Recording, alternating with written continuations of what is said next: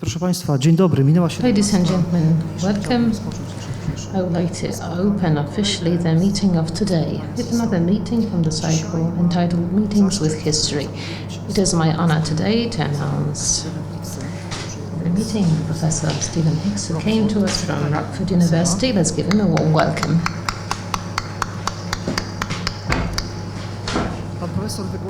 Professor will deliver a speech on philosophers and the birth of National Socialism. But before we tell you more about Professor himself, I would like to introduce another guest today, Professor Marek Kostyło, who came with Professor Hicks from Great University in Bydgoszcz, and he's going to co-chair today's meeting. Professor is the chair of civic education. He's a professor of the Charles Great University in Bydgoszcz. His work, published in 2008, is on the exclusion as the problem of the philosophy of education as a commentary to empirical research. Professor Piotr Marek Kostyło is an outstanding philosopher. Professor, I would like to ask you to introduce our guest. I would like to invite you to participate in a discussion following the meeting. The meetings with history are here for us to have a chance to discuss. Professor, the floor is yours. Thank you very much. Thank you for these kind words of introduction. On my own behalf, as well as on behalf of the Bydgoszcz team, I would like to welcome you and thank you for making it possible for us to participate in the event held today. Professor Stephen Hicks, also his daughter Tess is with us here today, and 3 students from the Erasmus program who on a very basic study at Charles the Great University at Bydgoszcz. 2 ladies represent Turkey, and there is 1 student from Italy, so quite an international bunch. With Professor Stephen Hicks, we've been cooperating for 3 years now. Professor teaches philosophy, the philosophy of education, history of idea, and also ethics and entrepreneurship at Rockford University, Illinois. In Polish, 2 of his books were released. One is Nietzsche and the Nazis, and the other one to understand postmodernism, skepticism and socialism from Sartre and Foucault. Both the books were translated in Bydgoszcz in cooperation with our colleague from Chojnice. Professor Hicks interesuje się przede wszystkim historią is mostly interested in the history of idea and European philosophy, niemieckiej i francuskiej. mostly Właśnie fragment jego badań, jego namysłu będziemy mieli okazję French dzisiaj philosophers, and we will have a chance to listen to his consideration ewentualnego wpływu concerning an impact of philosophers socjalizmu. on the birth and development of National Socialism. Thank you very much for accepting our invitation. We would like to thank the Museum of the Second World War authorities and all of you, ladies and gentlemen. Thank you for coming. And now I'm giving the floor to Professor Stephen Hicks. We kindly invite you to take the floor.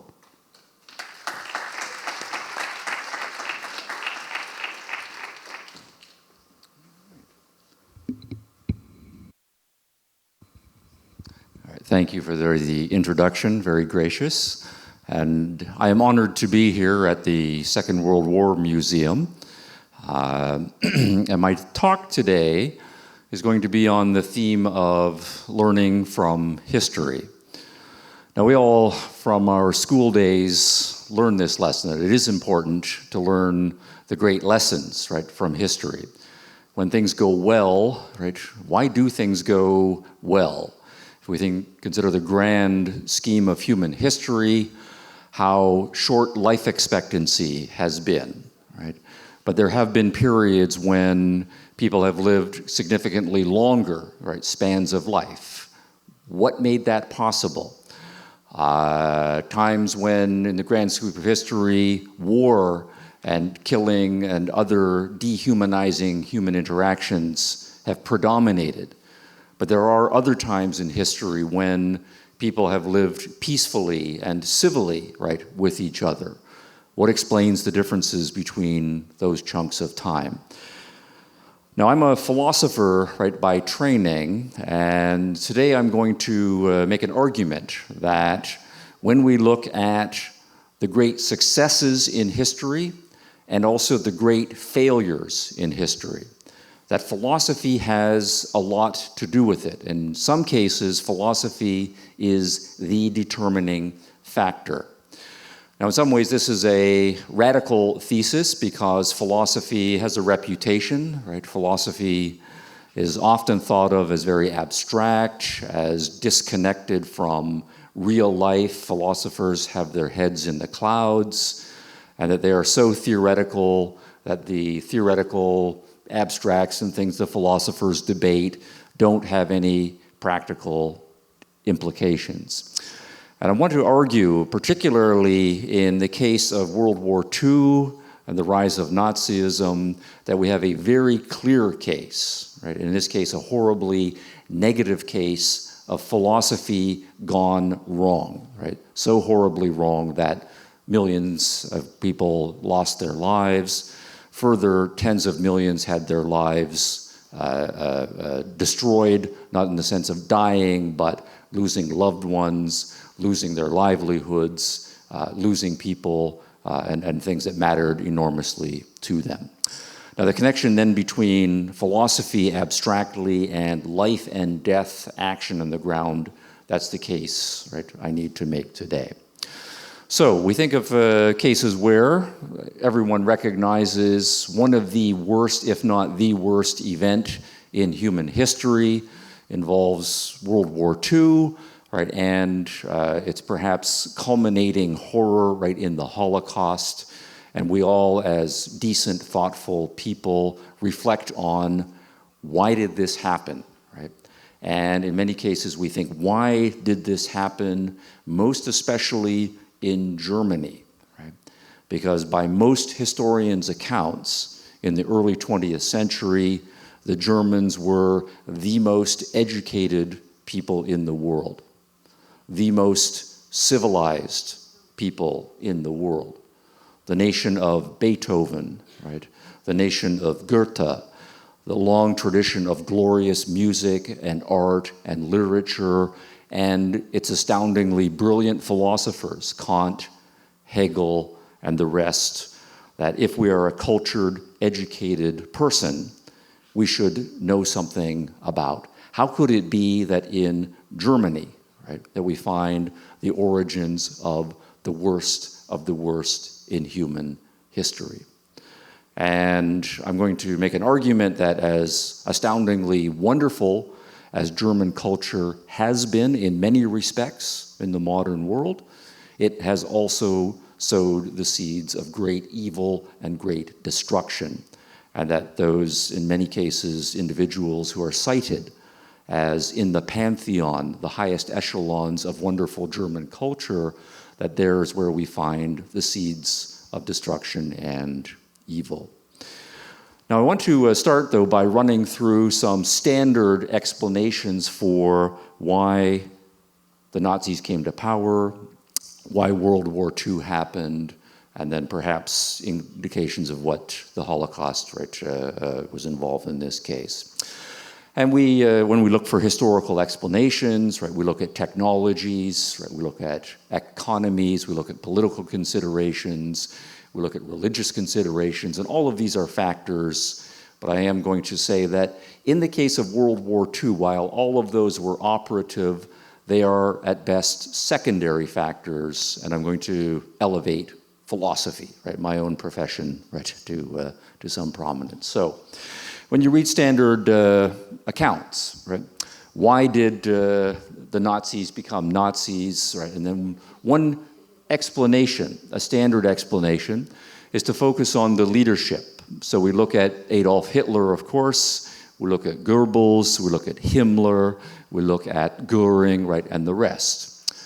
And an explanation is to say that these were individuals with a disturbed psychology, a pathological psychology, and that Nazism as an ideology and a political practice is an expression, right, of that disturbed pathology. So we will read, for example, Adolf Hitler, when he was a young man, had some artistic aspirations. He applied for art school. He was rejected for art school. He was crushed by this experience, and as a result, right, formulated a pathological political philosophy, and we know the results. Or the explanation might be that Joseph Goebbels, right, was very short, below average height. He had a club foot, that as a young human being, a young man, he was mocked, he felt inferior, his masculinity was not going to be able to develop and to get the response from women and others that men normally want, right? And so as a result, again, he has a deformed psychology, and his political ideology and actions are an expression of that deformed psychology. Other versions focus on sexual psychology, that maybe a significant number of the Nazi intellectuals and leaders were repressed homosexuals or had some other problem, and their political philosophy is a manifestation of that. Now, this, I think, is a very weak, right, kind of explanation, because if you just look at Hitler in the first example, every year, right, for as long as human beings have been applying to art school, there are thousands and thousands of people who are rejected from art school. Okay? But very few of them become Nazis in their political philosophy. Okay? So saying, here is a art school reject, that makes you a Nazi. Weak argument. There are every year thousands and thousands of people who are born with handicaps or acquire physical handicaps, who feel various sorts of rejections and so forth. A minuscule percentage of them will become Nazis or something close in their political philosophy. Right? So the tenuous relationship, I think, is something that we should set aside. A second explanation will not focus on the individual psychology, but say that there is something about German culture, right? Maybe there's a set of sociological factors, or there's something built into Germanness, right, as an ethnicity with a certain identity that's expressed as a certain set of cultural norms that makes Germans, right, perhaps uniquely, right, or perhaps prominently in world history, prone to wanting to be militaristic and authoritarian and to go out and just kill lots of people and dominate them. Right? Now, this again, I think, is a weak explanation, right? Just because there also are millions and millions of Germans, right, who are appalled by the Nazis, who are opposed to war, right, in favor of peace, in favor of tolerance, right, of various sorts. And so if they are, right, somehow to be set aside and forgotten, right, well, they are Germans too, right, and it's inappropriate then to have this sweeping generalization, right, about Germans if a significant number of Germans culturally are opposed to and have been opposed to everything the Nazis stand for. And then certainly, right, it's not the case that only German culture has had traditions and histories of militarism and wanting to conquer and so forth. So the Germans are not especially unique, right, culturally on that score, from what I can tell. Sometimes the point is a political point, right? The argument might be, if we look at World War I, right, and we are young people or middle-aged people in the 1920s and early 1930s, right, in the time leading up to the coming into power of the Nazis, that fresh in everyone's mind is World War I, right? And the argument here is to say that, well, the Germans lost World War I. They did not expect to lose World War I. They were shocked by it. They were devastated by it. And as a reaction, right, against this humiliating defeat, they then turn to Nazi authoritarian politics as some sort of political redemption for them, or that the Nazis were able to play upon the loss of the war, the humiliating terms of the Versailles Treaty, and that is what explains why the Nazis came to power. But again, if we look at history, we find this is a weak explanation, because in all of human history, wars have been fought, there have been winners and there have been losers, and almost none of the losers, historically will turn to any sort of political philosophy that we would describe as Nazism. You lose a war, you are distressed by this, perhaps you are humiliated by this, but there's no historical trend that shows countries that lose wars and feel humiliated turn to anything like a National Socialist a political philosophy as a response. Most of them go very different directions in terms of the response to the war. So that sort of a political factor does not seem very explanatory. Sometimes the argument is economic, that the Germans were suffering economically in the late 1920s, early 1930s, that the Nazis came along and were able to make certain economic promises, and that as a result of the economic depression that the country is feeling, we're going to turn again to Nazis. But again, the same argument applies. Lots of countries are poor, lots of countries are doing well and then suffer economic depression, but almost none of them historically have turned to Nazism. So there's not really a strong connection. The fact that you are poor, the fact that you're in a depression, there's lots of economic and political responses that are possible to people.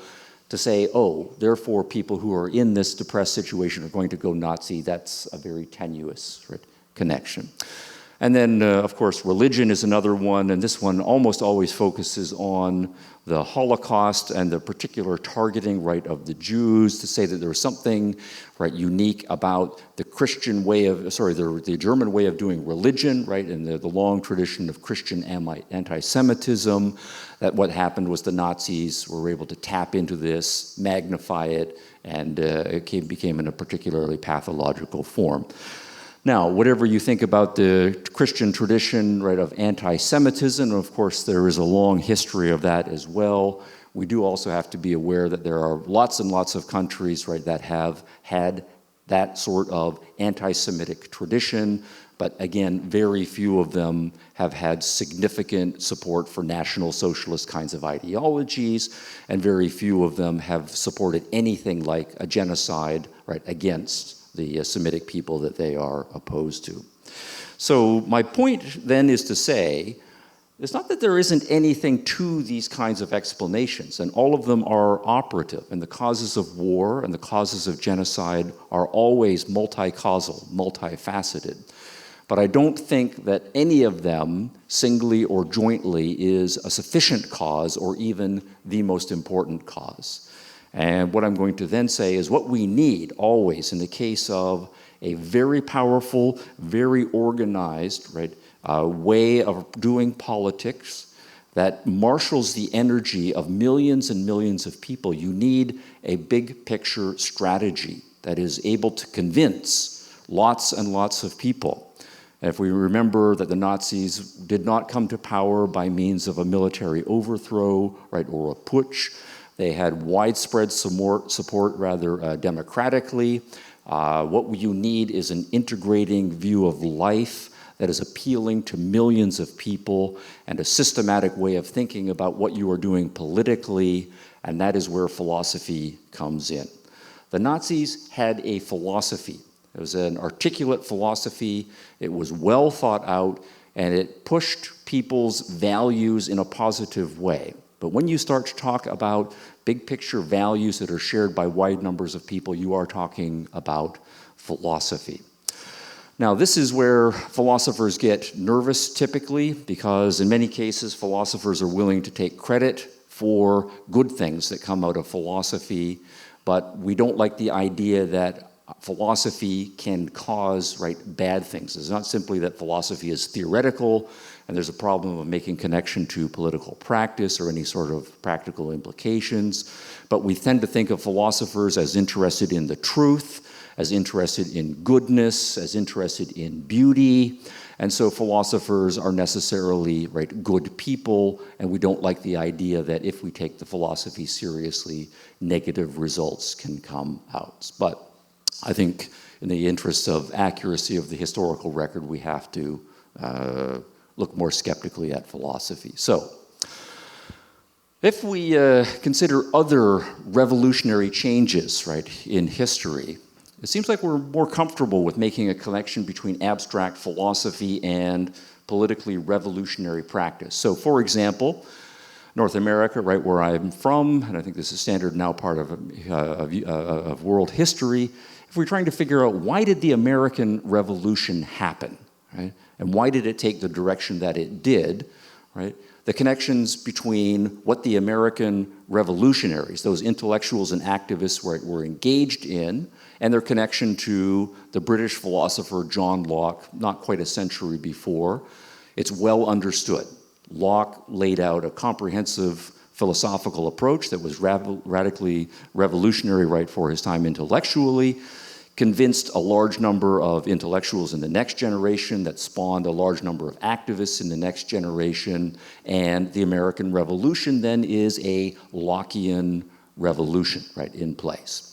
More controversially, but there's a standard, right, interpretation of the French Revolution. If we want to understand what Robespierre, Marat, Saint-Just, right, and the others were all about, they were all, this is slightly anachronistic, card-carrying Rousseauians, right?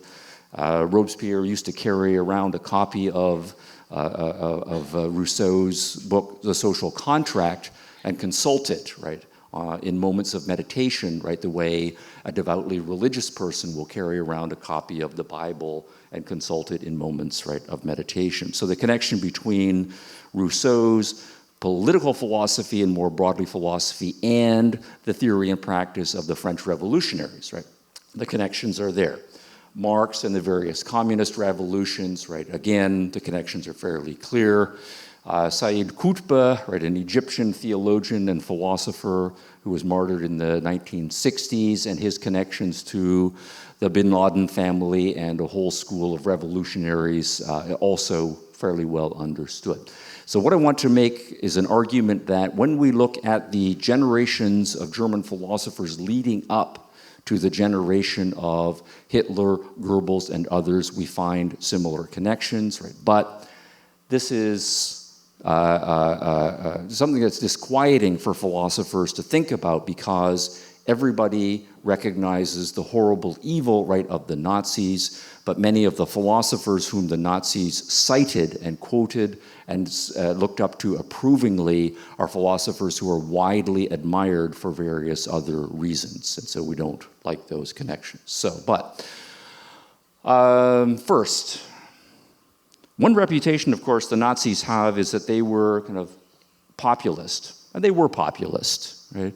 But sometimes populist politics means that it's anti-intellectual, that there are no deep ideas right behind it, and that somehow the Nazis were able to kind of bamboozle or fool or otherwise use mass media technology on millions of Germans to get them believe what was really a kind of silly, superficial, rah politics, right?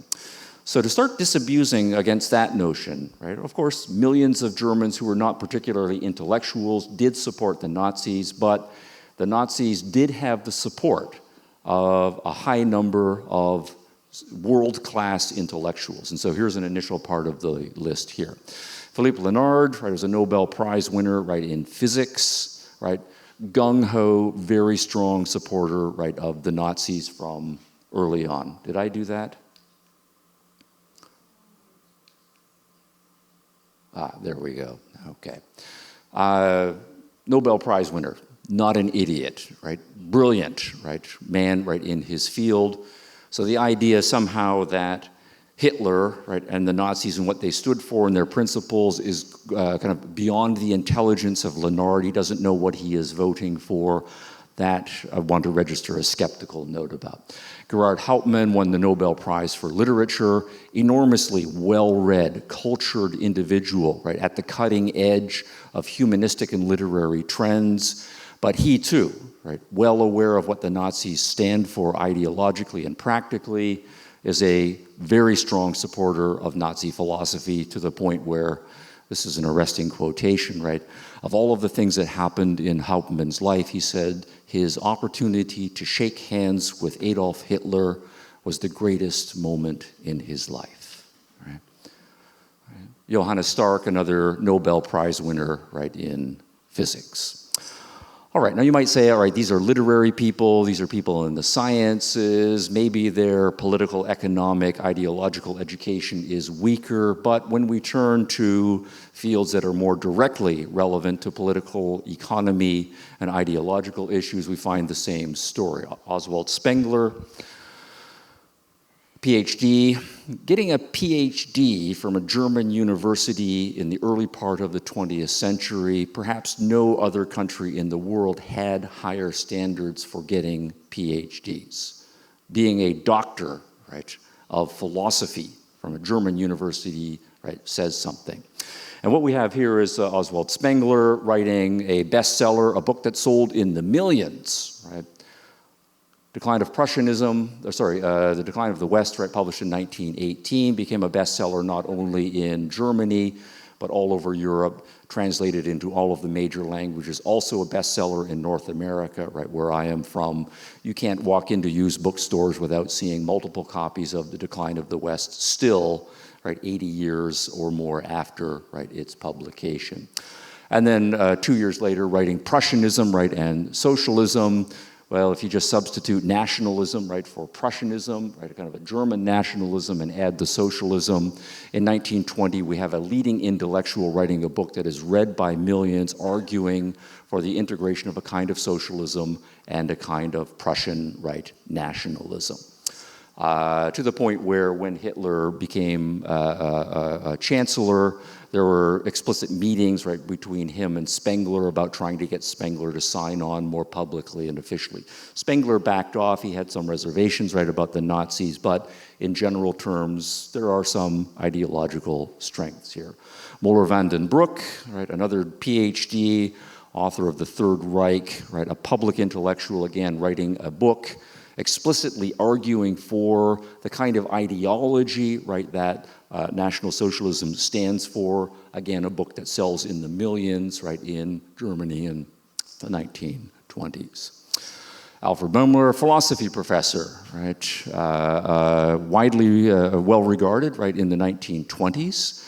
Had a chair of philosophy at German University, writing many books on the philosophers, right, that, you know, at least until the Nazis were defeated, were regarded in the profession as highly competent works by a professional philosopher, again, in Germany, right, the perhaps most philosophical nation in the world at the time. Alfred Rosenberg, right, another PhD, right, early joiner of the Nazi Party. Sometimes we say, well, maybe these intellectuals who signed on, they signed on in the 1930s, right, for opportunistic reasons or to protect their jobs. But here we have someone who joined early. He joined before Hitler joined the Nazi Party, a true believer in the idealistic principles as he saw them of National Socialism. Otto Dietrich, he was the Reich press chief, and so you might say, well, he's just a propaganda guy, right, and so forth. But again, if you look at his history, very well-educated man, another PhD. When you read his essays, when you read his speeches, he is regularly quoting Kant, Hegel, Nietzsche, the big names in German philosophy, and he's not necessarily a brilliant first-rate philosopher, right, by contemporary standards, but he is at least very competent. He knows what he is talking about when he appeals to the philosophical principles and argues that National Socialism is an implementation of them. Now, these are all guys who, after World War II and the Nazis lost, their reputations have been downgraded, right? So nobody reads them anymore except we don't read them to learn cutting-edge philosophy. We read them as part of the historical record, but this is an important part of the historical record. They were intellectuals. They were well-read. They had PhDs, right? They attended conferences. They published in the proper journals and so forth, and they were supporters of the National Socialist ideology. Now, to up the stakes, right? I turn now to Carl Schmitt, right, and Martin Heidegger, and these are two guys also who were very strong supporters of National Socialist ideology.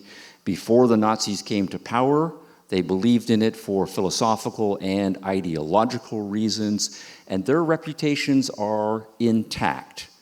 If you read political philosophy of our generation, and you're going to get your PhD or you're just going to be a well-educated person, everyone will agree, whether you like his views or not, that Carl Schmitt is one of the most brilliant of the intellectuals of the 20th century.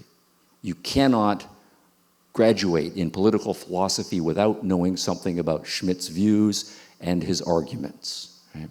He was not an idiot. He was at the other end of the spectrum from being an idiot, and he supported Nazism. And the same thing is true of Martin Heidegger. Now, he's another extraordinarily controversial philosopher because he was extremely gung-ho in his enthusiasm for the Nazi regime. But again, his reputation has survived intact. Whether you agree with Heidegger's philosophical views, right, or not, if you poll professional philosophers of our generation, who are the great geniuses of 20th century philosophy, most philosophers will have Heidegger in their top 5 list. Some will have them on the top 3 list, and a significant number of them will say Heidegger is the most towering intellect of 20th century philosophy. So all of this is meant to be sobering, right, in the sense of saying that we cannot simply dismiss German National Socialism as some sort of weird psychosis of a few party leaders, right, as something quirkily strange about the German ethnicity, or somehow an accidental, right, but short-term response to economic depression, right, or the loss of a war, such as World War I. What I want to argue is that if we put ourselves in the shoes of people in the 1920s who are educated, thoughtful, passionate people who are interested in the truth, who are interested in beauty, who are interested in nobility, who want to make the world a better place, what you find among German intellectuals is a significant number of their best intellectuals believing that the National Socialist ideology, philosophically and in terms of its political implementation, is not only true, it is noble, and it is the best hope for the world. And they have very powerful intellectual arguments to back that up. Now, what's interesting, right, is if you ask, again, professional philosophers about who the most influential philosophers of the 20th century are, almost everybody, right, will put Nietzsche in their top number 1 list or top number 2 lists. Right? Friedrich Nietzsche, another German philosopher, he died in 1900. Actually, he died kind of intellectually. He went crazy in 1890 or so, was dysfunctional for the last 10 years of his life. But nonetheless, Nietzsche's philosophy, right, is fundamental to understanding intellectual life in the 20th century.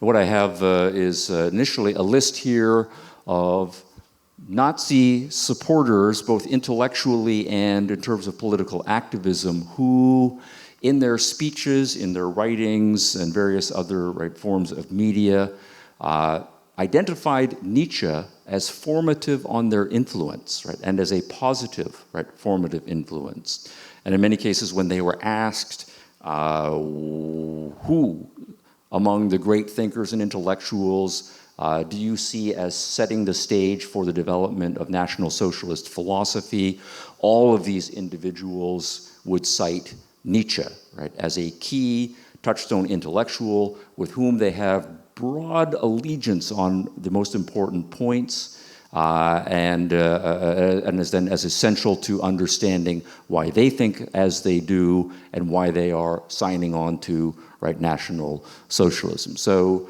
Spangler, right, is deeply immersed in Nietzschean thought in the early part of the 20th century. The same thing is true of Moeller, same thing is true of Carl Schmitt and Heidegger. Those are intellectuals in a variety of cutting-edge humanities fields, but also when we look at the more thoughtful and articulate of the party activists, Goebbels cites Nietzsche admiringly, and Hitler also cites him admiringly. When Mussolini came for one of his state visits, right, interestingly, dignitaries, they exchanged gifts with each other. Hitler made a point of giving to Mussolini a collected set of Nietzsche's writings. Right? In the study, right, that he spent a significant amount of time strategizing and thinking, there was a bust of Nietzsche, right, as one of the important busts that he made a point of having, right, in that study.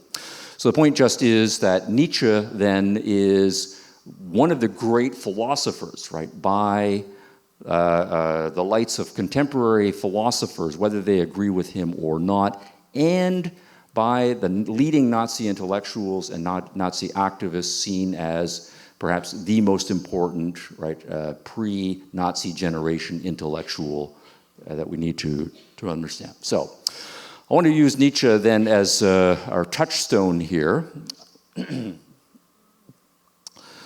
give some indication of how important Nietzsche is to 20th century philosophy. Here's a pantheon of intellectuals and activists from widely different fields and also widely different persuasions. All of them are anti-Nazi, right? So it's not the case that if you're a Nazi, you like Nietzsche, but also lots of people who are vociferously and extremely opposed to Nazism from various different reasons also will say Nietzsche is important. So Jean-Paul Sartre, the existentialist philosopher, Hermann Hesse, the kind of neo-mystic, both of them, again, winners of Nobel Prizes for literature, both deeply influenced by Friedrich Nietzsche's writings. More politically, right, the French postmodernist Michel Foucault, right, at one point said, basically in my philosophy, I'm a Nietzschean, right? And I just do my deconstructive postmodern methods on texts by trying to be as faithful to Nietzschean methods as I possibly can. Ayn Rand, American liberal, political thinker and novelist, again a bestseller when she was young, deeply read in Nietzsche and influenced by Nietzsche, particularly in terms of his kind of high romantic literary style as well. Now those two are at opposite ends of the political spectrum, but what they have in common is a deep appreciation for the importance, right, of Friedrich Nietzsche. Martin Buber, right, Chaim Weizmann, as much as Nietzsche did have some harsh things to say about the Jews, here we have two Jewish individuals, one theologian, one political activist, both of them with high regard for the power of Nietzsche's philosophy, arguing that as young people, his thinking was formative, right, upon them. So Nietzsche is someone that any educated person has to engage with, and the puzzle for us is that if we are thoughtful people and we're interested in all of the big questions, right, that philosophers are interested in, we really have to engage with Nietzsche. And I agree with that judgment. But the puzzle then is going to be that the leading Nazi intellectuals and the leading Nazi activists also had widespread admiration for Nietzsche, and they made the argument that Nietzsche is fundamental, foundational, and inspirational to the formation of National Socialist philosophy. So that's what I want to explore a little bit. This is an enormously controversial issue, right, in the literature. Any number of philosophers who are sympathetic to Nietzsche will say Nietzsche and the Nazis should have nothing to do with each other. There is a good set of arguments that can be made there, but at the same time, Nietzsche had a certain number of important philosophical themes, and I'm going to argue that the Nazis were exactly right in citing Nietzsche as one of their important, right, progenitors. And if that then is going to be part of the case, that, in addition to drawing to some extent on Marx, as Joseph Goebbels did, he loved Karl Marx, right, and incorporated Marxist themes into his economic thinking, the philosophy of Hegel. Some of the other German thinkers of the 19th century were crucial to understanding, but Nietzsche, I think, extremely important here. So, I don't know how much you know about Nietzsche, but let me give you just a few Nietzschean types of themes, and we'll put them just in Nietzschean terms without making any connections to National Socialist philosophy. Some of the things that make Nietzsche a shocking, original, right, important, arresting, right, person that we need to engage in. First one is the theme of evolution. Nietzsche was born in 1844. Charles Darwin published Origin of Species in 1859. Nietzsche, by all counts, was brilliant even as a youth, precocious in his thinking, widely and voraciously, right, reading. And we know that when he was a teenager, right, evolutionary ideas, right, were in the air. First-rate intellectuals are starting to grapple with what does evolution mean for our understanding of the truths of the world and so forth. And then Darwin's book, published in 1859, is then immediately a bombshell, right, bestseller. Everybody is arguing about it, not only in England and Great Britain, but it's quickly translated into all of the major languages and so on. If we think of evolution as true, and we think of it in terms of the crude version, right, that is possible here, what this means then is that there is no such thing as a stability, right, to the universe. Right? That there's not the case that there's a timeless set of laws, any sort of eternal truths that every living thing is subject to. Instead, what is true is that things change, and that things change fundamentally, right? To the point where what might be true in one epoch is no longer going to be true in another epoch. So if we're in a world, right, that is not, say, created by a God in terms of a set of rules that hold for all time, but that everything is changing, right, and things that seem stable now might go out of existence, this is disquieting. And we have to start thinking about our relation to the world. As we know, when we start to think about evolutionary thinking, this is why it is so controversial, right? If, right, evolution is true, one of the implications seems to be that we don't understand human beings as a special creation of God. Right? Human beings are part of the natural world, that they evolved, right, out of the same stuff that other creatures, right, evolved, and the same pressures that operate on the other species then are going to be operative on us as human beings, informative to how we understand ourselves. We are not God's special creation, perhaps, at the center of his plans, right, for the cosmos. We are just one more species right out there in the world, right? And when we start to look at the record, other species, lots of them have died out, new ones have come into existence. Maybe that is going to happen to us, right? And instead of some sort of happy ever after ending where we're all reunited in heaven, maybe the truth about the human future is that we will all go extinct. Now, how do we wrap our minds around that in the late 19th century? This is shocking. This is hard, right, in an intellectual culture that for centuries and thousands of years have thought in terms of a more traditional religious, right, worldview. Nietzsche is one of the first to reflect brilliantly, right, on what evolution, if true, means for human understanding. Now, if it's true, right, one thing that seems to be an implication is that we're not nice creatures who are rational. Instead, what seems to be the most dominant force when we study other species is that evolution has programmed them with very powerful instincts. And it is those instincts that operate, right, that lead to decisions about whether they are going to be, right, successful or not. And we know that the most powerful instincts are going to be, first, the instinct to feed ourselves. But how do animals feed themselves? Well, they go out, they find some prey, they kill it, and they eat it. And the animals that are going to survive are going to be the ones that are most successful at finding prey, killing it, and eating it. And of course, they're going to then have instincts that impel them to go out and kill and devour, right, anything that is going to augment them. So we're going to have built into us, most fundamentally, powerful instincts for aggression. Human beings are currently at the top of the food chain, and what that then means is that we are the product of generation after generation after generation of successful predators. Right? We are top predators. Right? And that means that we're not nice. Right? We might have some niceness, but that is derivative and secondary, not fundamental to the human condition. The other thing, of course, that we have to do is reproduce ourselves. We have to have sex. And so the sex instinct is going to be, right, very powerful. So what we then need to do is, right, either convince someone to have sex with us or make someone have sex with us. But we are, again, at the long end of many generations, right, of individuals who have been able successfully to have sex and reproduce themselves.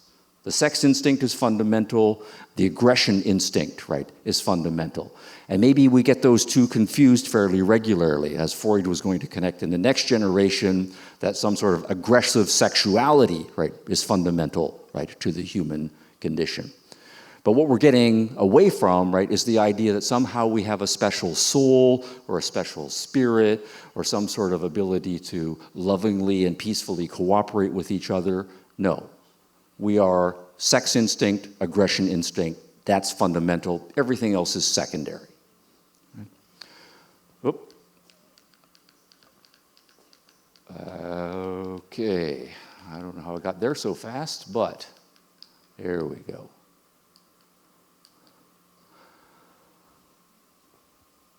Another truth, right, that seems to come from a reflection on evolution is that all species are divided into predator species, right, and prey species. Now we might argue that the prey species themselves are predator species, right? So the lion eats the zebra, right, but the zebra eats the grass, right? So there's still a kind of predation, right, at work there. But nonetheless, it is true that predator species like lions and wolves and hawks and eagles and other birds of prey and so forth tend to be more aggressive, more isolated, more loners, right, more initiative, right? Prey animals tend to, right, stick in herds, right, stay in groups, be fearful of predator types of animals, right? And so if we think of sheep, right, and mice and rabbits and so forth, the ones that get eaten by foxes and wolves and so on, their psychology and their biology, right, does seem to be different. So nature has programmed a broad difference in species between the more predator types and the prey types. What Nietzsche argues is that if we look at human beings, right, the psychology of human beings seems also to illustrate that or exhibit that, right, that all of us, of course, have predatory instincts that can manifest in us. And all of us, though, at various times are fearful, right, and afraid, and we like to be part of the group, and we seek safety in numbers. Nietzsche then makes the argument that this distinction between predator and prey that has been programmed also runs through the human species. There are lots of human beings out there, lots of different types, right, of human beings, and every individual, right, has some distribution of prey traits and predator traits, right, in, right, him or her. So we do know, right, just when we start to observe human beings, that there are some people who really like adventure. They like to fight, right? They like to go out on their own and challenge and take on the world. And they know that life is not fair and things are often going to be brutal, but they are okay with that, right? And so Nietzsche argues those are the ones who have the more predator biology, the predator psychology, right, manifesting in them. But we also know, right, that there are lots of people, right, who are not like that at all, right? From a very early age, they seem to be a little more timid, a little more wanting to be a part of the group, a little more wanting other people to look after them, to make decisions and to take responsibility and so on. And that is another, right, human type.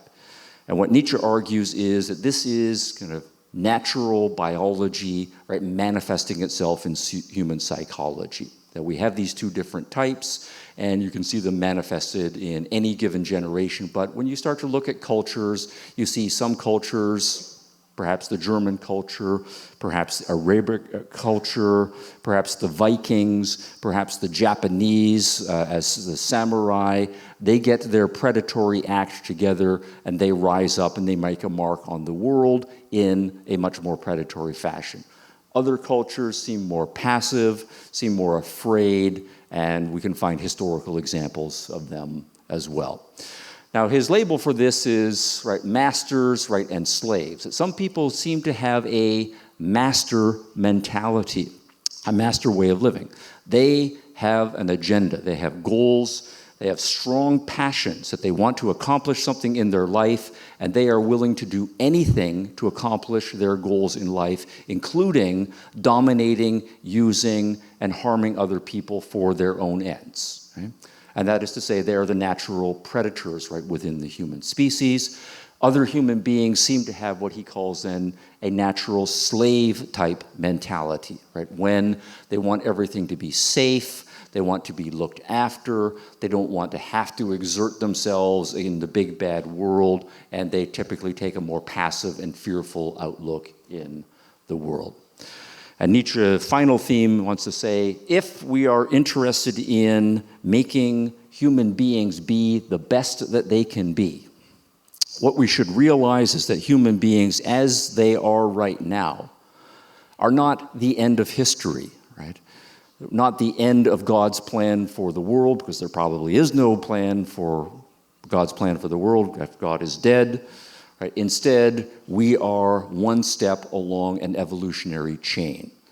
And that what we should be interested in is what kind of traits, what kind of actions, what kind of cultural preconditions are going to enable human beings to become better, to evolve into the next stage, right? The Übermensch or the Overman, sometimes translated as the Superman. We are part of evolutionary history. We shouldn't rest on our laurels and say, wow, we're at the top of the food chain now, everything is great. Instead, there should be a psychological, biological, and hopefully cultural impetus to take human beings to the next level. But what kind of human beings are going to take us to the next level? Well, it's not the passive, sheep-like, let's get along and compromise kinds of people. It is the predators who have an agenda, who have this felt instinctual need, right, to express who they are, to dominate and make their agenda real in the world. Those are the best hope for humankind, according to Nietzsche. Those are the ones that we should be celebrating, and those of us who feel, right, in our souls, when we are honest with ourselves, that we have this capacity, right, to take human beings to some further as yet unformed place. We don't know what it is. We should let those desires well up, get our acts together instinctually, go out and do whatever is necessary to take ourselves and the world forward. All right, now that is a crude, right, quick version, right, of some Nietzschean themes.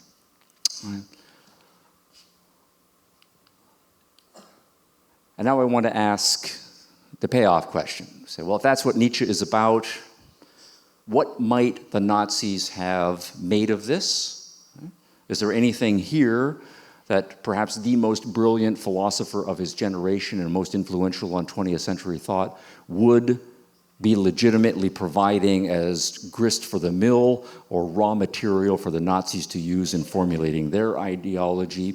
And there will be things, but I do want to argue that there are elements of Nietzsche's philosophy that do not fit well with National Socialism, and in many cases are opposed to National Socialism. Some people who dislike Nietzsche philosophically and also who are opposed to the Nazis will say, well, Nietzsche was in fact a supporter or a forerunner rather of National Socialist philosophy, but they make some bad Nietzschean interpretations to support that. So I want to say, while yes, the Nazis did properly draw some things from Nietzsche, there are lots of ways in which Nietzsche would have been opposed to the Nazis, or the Nazis did in fact misinterpret Nietzsche. One theme is the racism. So there's this passage in Nietzsche's Beyond Good and Evil, right, where he uses this language here. We need, right, some pack of blonde beasts of prey, right? A conqueror and a master race, which organized for war and with the ability to organize unhesitatingly lays its terrible claws on the populace. Right? So this phrase, the blonde beasts of prey, a conqueror and a master race. Now, we can imagine if we are Nazi thinkers, what we are going to make of that. We are going to say, oh, this is Nietzsche saying the blonde, Teutonic, Aryan type. Nietzsche is in favor of saying that's the special type that is the right kind of predatory species that can then take human beings to the next level. Another quotation here, and here in this case, Nietzsche actually adds the word Germanic, right? The blonde Germanic beast. And again, this splendid blonde beast, right, prowling about avidly in search of spoil and victory, right? So, what is Nietzsche talking about, right, in this case? We know that the Nazis loved this quotation and they would cite it regularly, but Nietzsche was not a racist, right? At least not in the sense that the Nazis were. There are some racial elements, right, in Nietzsche, but I want to put this quotation in context. This is one of those cases where there's a widely cited quotation that is in fact taken very badly out of context. So, if you though carry on, actually this is in Genealogy of Morals, this is the rest of what Nietzsche wrote. The Roman, right, Arabian, Germanic, Japanese nobility, the Homeric heroes, the Scandinavian Vikings, they all shared this need. Right? So what Nietzsche is referring to, right, when he talks about the blonde beast is, of course, the lion, right, with its kind of blondish, right, mane. And the lion deservedly has a reputation for being a top predator. And he is calling then for individuals and cultures to be like the lion and marshal their predatory instincts and be willing to go out and conquer and do something great, right? Whatever great, right, is in that world. But he's not making a racial point, that in some sense the Germans are special in having the capacity for doing this, right? And Nietzsche is quite explicitly saying, if you look at history and if you look at contemporary cultures, this is possible to lots of individuals of lots of races, and it's possible to lots of lots of cultures historically, right, and so forth. So all of these mostly, right, would be, right, racial enemies from the Nazis' right perspective, but Nietzsche is perfectly willing to respect and admire, right, individuals and other cultures of other races if they have what he thinks of as the appropriate predatory instincts. Right? So he's not a racist at all in the sense that the Nazis, right, were racist. All right, in fact, Nietzsche was disgusted, right, with Germans. The Nazis, of course, thought that Germans were the best, they were awesome, they were the hope for the world's future.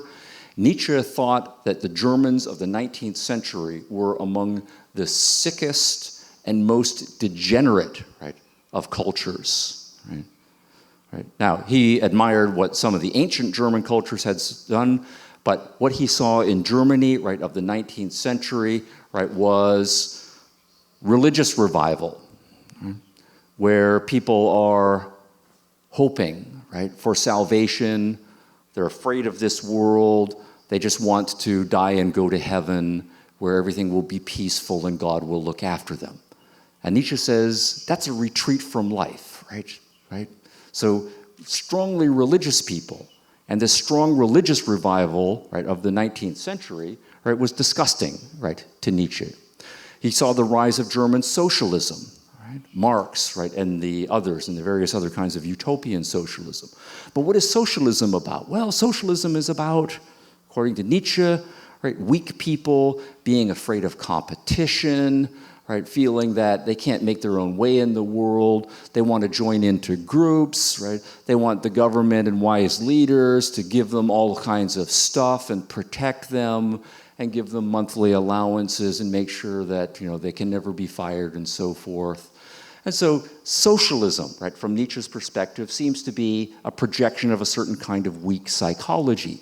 But you see socialism all over the place in 19th century German, and Nietzsche is disgusted, right, by it. Or the idea of democracy, right? Somehow we're supposed to give everybody an equal vote. But look at most people. They're idiots, right? They don't know what's going on, right? They can't think about complicated affairs. Right? So this idea of democracy, that everybody should be equal politically, and we're supposed to respect everybody and their opinions and so forth, Nietzsche thinks that is ridiculous. So religion, socialism, the rise of democracy, very prominent cultural and political trends, Nietzsche sees those as dominant in 19th century German culture, and he says this is repulsive, right? This is disgusting. This is what German culture has become. I want nothing to do with it. Right? So this point of assessing where Germany is culturally, Nietzsche and the Nazis are, I think, the exact opposites. The Nazis think Germans are awesome, right? Nietzsche arguing the exact opposite. Anti-Semitism, another important point here. There are some anti-Semitic elements in Nietzsche, right? This is true. I think they're relatively tame, right, by 19th century German standards, but we know, of course, the Nazis were very strongly anti-Semitic, anti-Jews, to the point of wanting to exterminate them in a Holocaust. Nietzsche, when he comments on anti-Semites, is always against them. He is always repulsed by them, always diagnosing them psychologically as pathologically sick, twisted, weak individuals. And so there are some sample quotes here, right? The Germans, right, and their anti-Semitism, right, it's an anti-Jewish stupidity. It's stupid, right, to be anti-Semitic. Psychologically disturbed individuals, he sees anti-Semites as consumed with self-hatred, right, envy, and ressentiment, right, a French phrase kind of meaning a really curdled resentment against the world, right? And so you lash out against a group that you think is responsible for all of the problems, right, in your life, instead of taking ownership of your own problems and so forth. And then when he talks about people who are psychologically identified as the most resentful, envious, disturbed individuals, he says, the two groups that you can see that most manifested in are anarchists and anti-Semites. So he has nothing to do with anti-Semitism as a psychological force or as a cultural force. Now, he did have some prejudices, right, of his own against the Jews, and he does have some harsh things to say philosophically against the Jews, but he would have been repulsed by Nazi anti-Semitism. And by contrast, he actually says some extraordinarily praiseworthy things, right, about the Jews. You would never hear anything like this said by a National Socialist thinker. The Jews are the strongest, toughest, and purest race now living in Europe, right? But that's the highest possible praise, right, of any racial group that is possible. Nietzsche is praising them. The Jewish people are a people endowed with the toughest vital energy. Right? The Jews, in fact, are the people who have what it takes to be the masters over Europe if they want to. He doesn't think that they do want to, but he thinks they have the capacity, and he respects them enormously. Right? Now, these are, of course, all the sorts of things that are the opposite from anything that you would hear from any Nazi intellectual or Nazi politician. So again, Nietzsche would be very much anti-Nazi. Finally, I want to make a point here about religion. Right? In the official Nazi program, they have their 25-point list. An endorsement of positive Christianity is one of the 25 points. A lot of controversy about what the Nazis meant by that, how seriously we should take it, right, and so forth. But nonetheless, at a very minimum, the Nazis made their peace with Christianity and endorsed a kind of generic Christianity, both as a cultural and as a political, right, force. Nietzsche, by contrast, right, is hostilely anti-Christian. the most anti-Christian thinkers of all time. I condemn Christianity, right? I raise against the Christian church the most terrible of all accusations that any accuser ever uttered. It is to me the highest of all conceivable corruptions. Now, he's got arguments and historical analyses right behind that. The point I'm making here only is that Nietzsche is an atheist, but he's very strongly anti-Christian, and he is thoughtful and deep about it, right? Christians for the last century or so have been trying vigorously to deal with the kinds of arguments that Nietzsche very powerfully made against, right, Christianity. The Christianity, right, is a rebellion of everything that crawls on the ground against that which has height, and then you read on through, and there's just anti-Christian, anti-Christian. So Nietzsche, strongly anti-Christian, the Nazis, at least minimally, and in some cases very strongly in favor of some sort of Christianity for both cultural and political reasons. Nietzsche and the Nazis would be opposites, right, on that point as well. But against those 5 points, oh, wait a second, I've actually got a little bit more here from Goebbels, but we'll leave it there. And here's so just quotations from Goebbels and some from Hitler, right, on their more positive stance with respect to Christianity. So I want to turn, actually I had this slide too. All right, here's a common Nazi propaganda poster. I don't know if you have this one right in your collection here, but we have the Nazi German soldier, and he's fighting against the enemies here. There's the communist, right? Sorry, this one is the communist, right? That one is the burgher, and this one I think is the Jew. Yes, there's the Star of David there. So these are the three enemies, right, of the communists from their perspective. But you'll see that the Nazis are saying, it's not just militaristic, right, opposition that we're engaged in here. We're engaged in a spiritual, right, battle, a spiritual quest, and we are drawing on the spirit of this kind of religiously Christian figure in our quest against our three hated enemies here. Now, Nietzsche would have been disgusted, right, by this sort of political rhetoric. But the similarities, and I think there are similarities, right, and I think it is true to say that there are some important themes in Nietzsche, powerful philosophical themes, that the Nazis were accurate and correct in drawing upon. Right? So that it is fair to say National Socialist ideology incorporates significant Nietzscheanism. One of the themes, I think, is this theme of anti-individualism. Right? Now, if we know anything about Nazi ideology, it is a very collectivistic, right, ideology. Right? Your identity is not you as an individual. You are a member of an ethnic, racial, nationalistic, right, cultural group. Your life is not your own to live. Rather, you owe obligations of service to your group, to the point where the best thing you can do is die for the sake of advancing your group's cause, and to the point where you are owned, right, by your group, and if your group's leaders require you to be sacrificed, you should willingly and perhaps even joyously accept sacrifice for the sake of your group. The Nazis, in addition to their own group, of course, saw the rest of the world as groups. They didn't really see individuals. It's our group against their group. Everything is cashed out in competing collectivistic identities. Their economic socialism then is one component of that, but that's a detail at this point. Nietzsche sometimes has a reputation in the literature for being an individualistic thinker, and again, the record is complicated here. But there are anti-individualistic themes that are strongly in Nietzsche that the Nazis drew upon, right, explicitly and accurately. So when Nietzsche, for example, is saying about his philosophy, my philosophy aims at an ordering of rank, right, not at an individualistic morality. Right? He is explicitly saying some people are better than others. Some people are morally better than others. Some people are more worthy of living, right, than others. And what we should do is not worry, right, about what happens to those people who are lesser and less significant, and be willing to pour all of our resources into advancing those who are the better.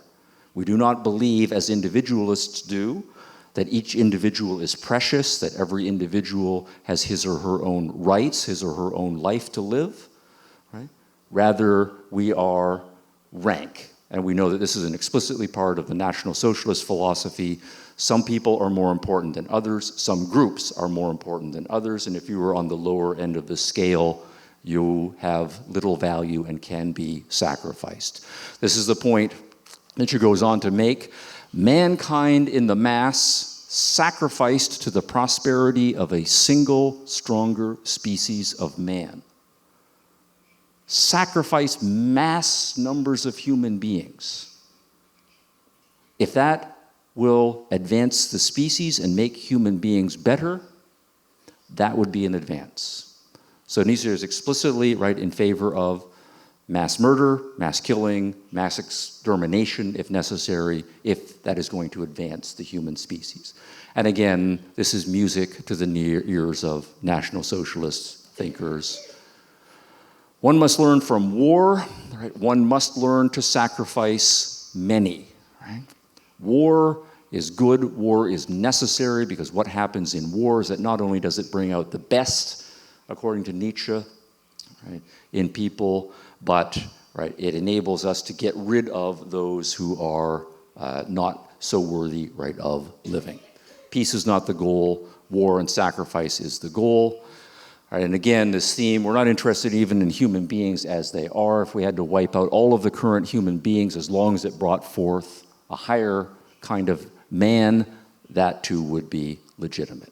Now that's all very anti-individualistic, very thinking on improving, right, the species as a whole or a subspecies as a whole.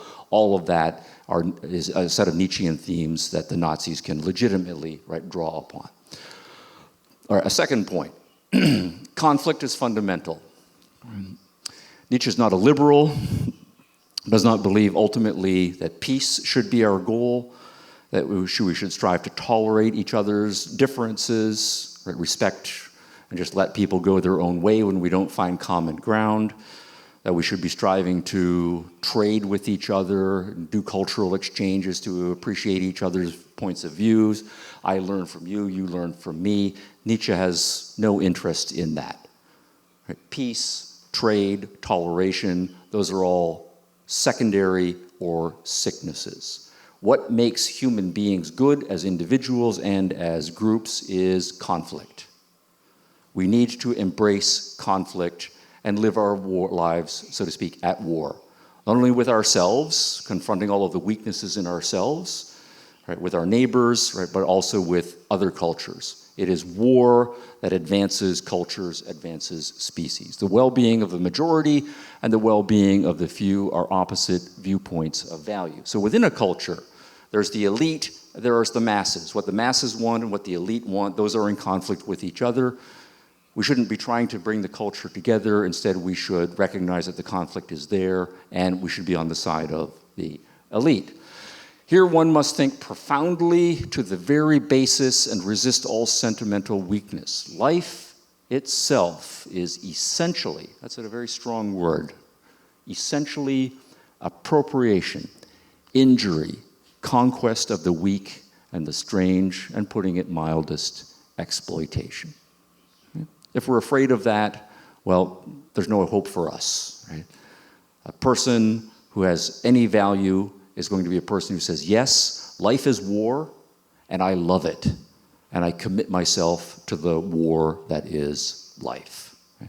And again, we know war, conflict, expropriation, domination of the strong, or by the strong of the weak, is again central to the Nazi ideology. Perfectly Nietzschean theme that they are drawing here.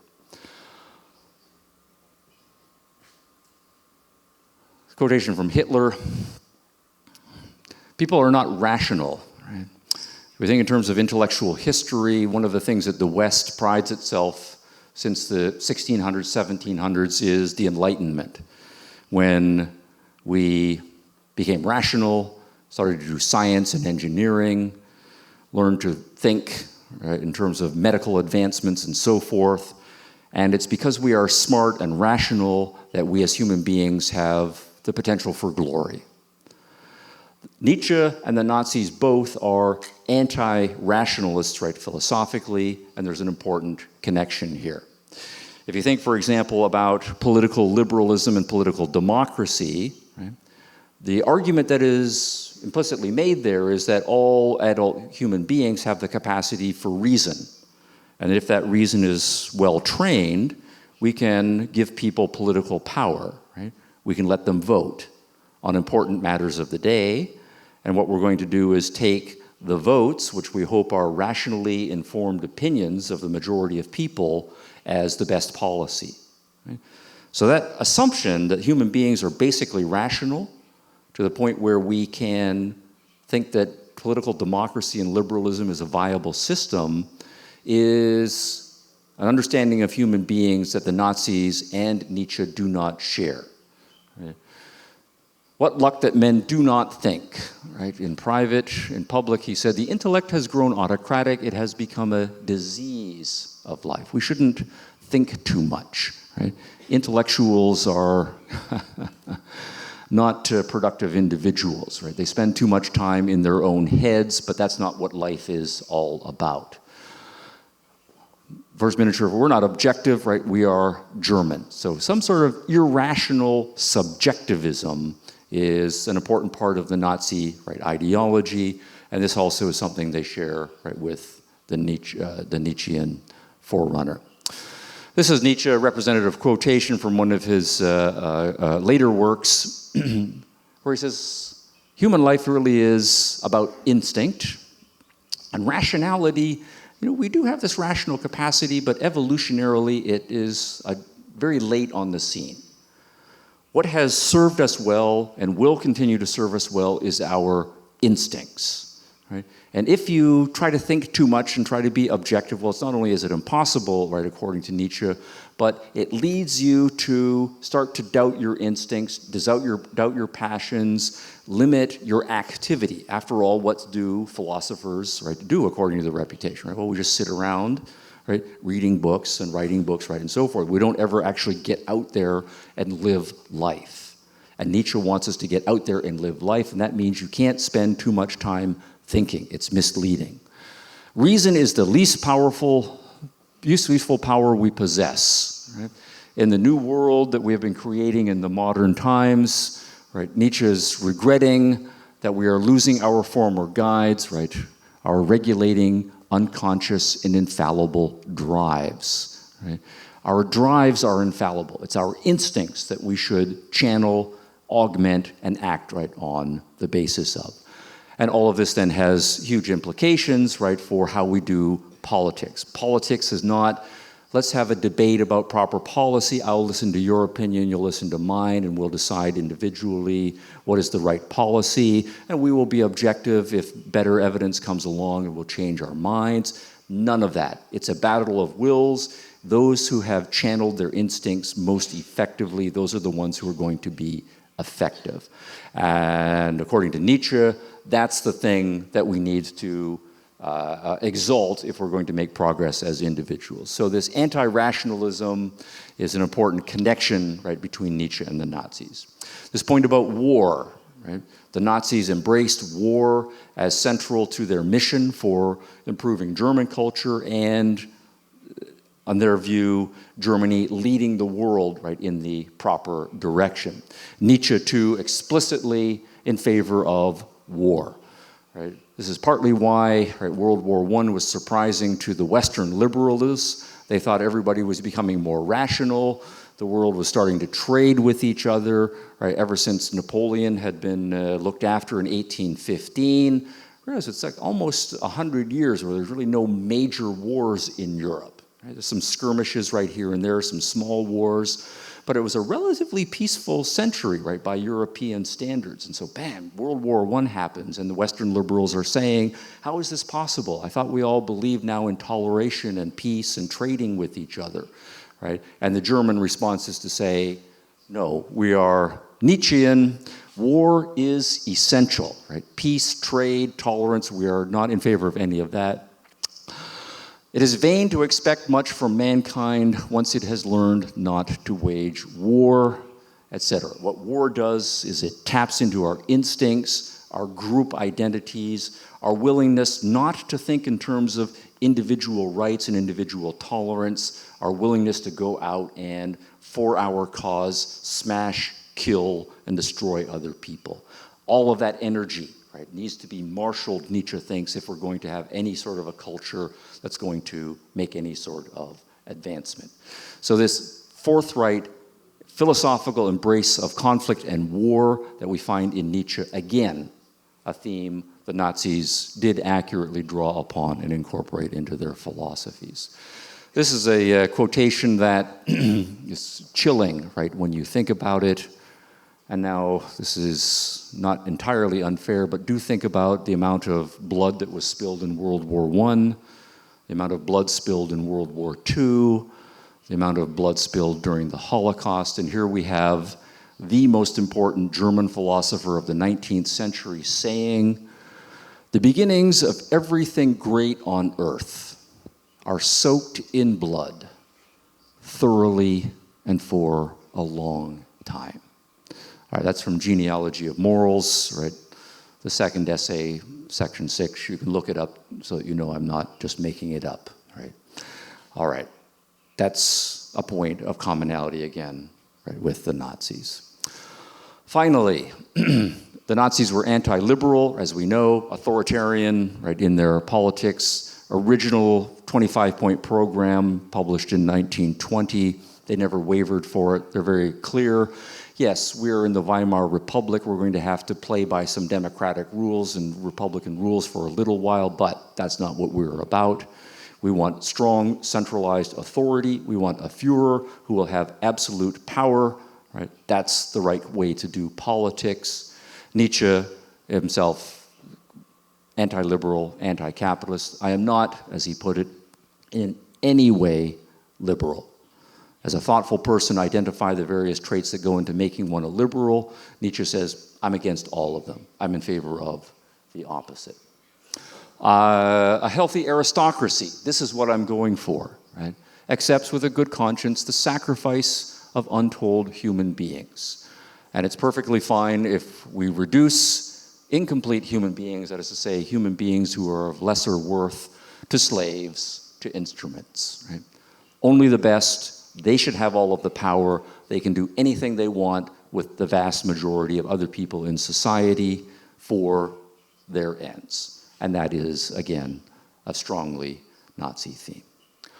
Capitalism, right, Western liberalism, free trade, right, elimination of tariffs, right, encouraging entrepreneurship. We know the Nazis had, this is again a controversial theme, but a collectivized authoritarian economic system, strong elements of socialism right in that one. Nietzsche argues that capitalism is a dehumanizing, right, economic system. He's opposed to that one as well. Marriage, right? Liberal marriage, individuals should pursue happiness, should love, people should make their own choices, we should have romantic freedom and so on. Nietzsche is in favor of, as he puts it here, marriage being state-organized for breeding purposes. Right? And then when we think, of course, of the Nazis' marriage state-organized for breeding purposes, we're into the eugenics program, and again, a generation before the leading German intellectual of his generation, indicating that that philosophically is the right direction to go. So, 2 points I want to make right in concluding here. Right? One is, right, when you start to look, right, at the great philosophers, right, the great German philosophers, here I've singled out, of course, Nietzsche for special examination. But when you look at Hegel, when you look at Fichte, when you look at Kant, right, when you look at Marx, right, all of them are German, all of them are brilliant, all of them are extraordinarily individual. There is a philosophical climate that had been created in Germany over the course of the 19th century that, because of the brilliance of those individuals, right, meant that the early 20th century German intellectuals, Heidegger, Spengler, Moeller van den Broek, Carl Schmitt, were educated in that was in the air that they breathed, that they took for granted, right? And they thought in terms of that. They were well educated in the best philosophy of their time, and it is precisely that philosophy that sets the stage for certain kinds of political movements to come to prominence. And it's not then an accident, right, that Nazism, right, with its combination, right, of nationalism, authoritarianism, right, socialism, anti-Semitism, militarism, and so forth. All of those elements you see laid out in German philosophy by its most prominent advocates in the 19th and early 20th century. Right? National Socialism wasn't an accident, right, of political history. It was well thought out. The philosophers did their work, and I think in this case, they did their work badly. Right? They reached conclusions that, as we know from the laboratory of history, when those ideas are put into practice, what they mean is widespread death, widespread misery. So what I would then say is, right, and this is my second point, if we want, as practical political thinking people, to make sure, right, that bad things on the Nazi scale don't happen again. Right? There are economic considerations, political considerations, religious considerations, scientific considerations that we have to take into account, but we cannot ignore the philosophy. And I would say if you have any part of you that sees philosophy, right, as head in the clouds, irrelevant, merely theoretical abstractions that have no practical applications, please think again, right? Because on my reading, the Nazis are a very prominent example, but almost all major disasters of the last 1,000 years have prominent philosophical problems behind them. We need to think about those philosophies and have better philosophy to answer them and to respond to them. Right? Philosophy work is hard, but if we're going to defeat the kinds of intellectuals that are going to create the next generation of ideologues and political activists who are going to want to do variations on what the Nazis did, we have to meet them in the classroom, we have to meet them in the philosophy books, we have to beat their arguments there. That's hard work, right? But it's a lot better than fighting a war, right, in order to defeat the Nazis. We did defeat the Nazis, right? But it was a really close call, right? And of course, as we all know, right, even in North America, if the Nazis won, right, our big problem right now might be why can't people speak and write English very well in North America? Our problem might be why can't they speak German, right, better because the Nazis won. So the philosophical battle is important. I commend it to your attention. And when the case, as it comes up in this particular institution, right, the World War II, right, Museum, and we're reflecting on the sobriety, right, of that historical event, please dedicate some time to looking at the philosophers, right, who were a significant part of the architecture that led to that horrible disaster. I will stop there for now, and I hope I've left some time for questions. Thank you.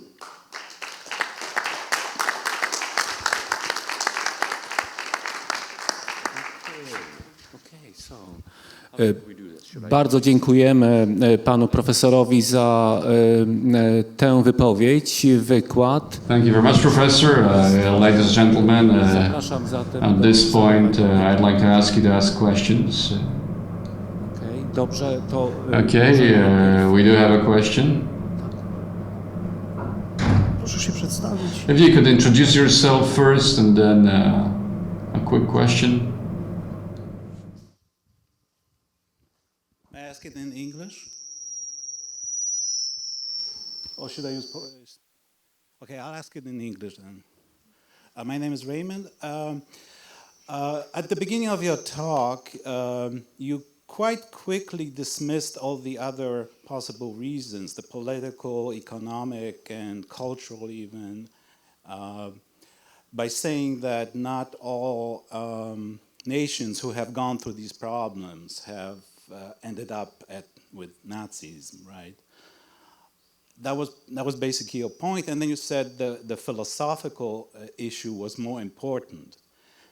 But you also admit, I mean, that of course not every Nietzschean became a Nazi. So the same argument follows that, well, not everybody who subscribed to some of Nietzsche's ideas became a Nazi. So how do you weigh the two?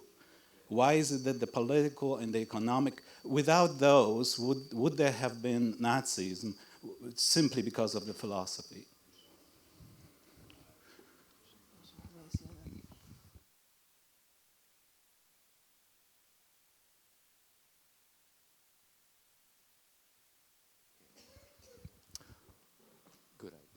All right, that's a very good question. Right. So what I would say is, obviously, my argument is only partial. Right. So as you point out, not everyone who is a Nietzschean, right, becomes a Nazi. Right. What you find, this would be an analytic way to do it. You say, what are the 100 most important points that come out of Nietzsche? If you are a strong Nietzschean, you would believe essentially all 100, right, of those points. And the important thing then about the Nazis is that the Nazis then would have agreed with, say, 40, right, out of the 100, and the other 60, right, Nietzsche and the Nazis would have disagreed with each other. So what we would then have to say is that, in part, right, the explanation for the Nazi philosophy is to say that their intellectuals in the 19-teens, in the 1920s, and the 1930s, they are reading Nietzsche, and they are selecting certain elements from Nietzsche that they are agreeing with. But they're also reading other authors. So they are reading Hegel, they are reading Marx, especially in the case of Goebbels, Fichte, right, and the others. And they are selecting, right, from those ones as well. So what I would need to do to make a complete explanation for National Socialist ideology is to go through all of the elements of National Socialist ideology, the serious ones, and do the intellectual history. This one they got from Hegel, these ones they got from Nietzsche, these one from Marx, right, and so on. And that would be the full and complete way, right, of doing the intellectual history of National Socialism. But what I would say, right, is this, right, that you do not get successful cultural movements and successful political movements in the modern world without an organizing ideology, right? If it's not clear what you stand for, then if you're an activist, you don't have a coherent strategy and you are ineffective. And you're also in modern worlds, particularly in societies that have significant democratic elements, you're not going to be successful in getting the millions of votes you need unless you have a clear platform that people understand what you stand for, and your platform has to speak to values that millions of people have in order to get them to vote for you instead of voting for the other parties. And so part of what made the Nazis so powerful was that they did have a thoughtful platform, and it was clear, and it was also very philosophical in the sense that it was speaking to values that millions of Germans did have. Now then, another part of the argument has to be, why did millions of Germans come to think that Nazis were good guys, right? That I can vote for them? And then part of the argument has to be that it's the most thoughtful people in a society, right? Typically it's people in universities, particularly in a culture like Germany. They are the ones who train the teachers. They are the ones who train the journalists, who train the lawyers, who train the next generation of politicians. Because all of those professions are university-educated people. And so if you're going to have a mass movement, right, or a mass number of people willing to vote for one given ideology, it has to be because that ideology has been mass marketed.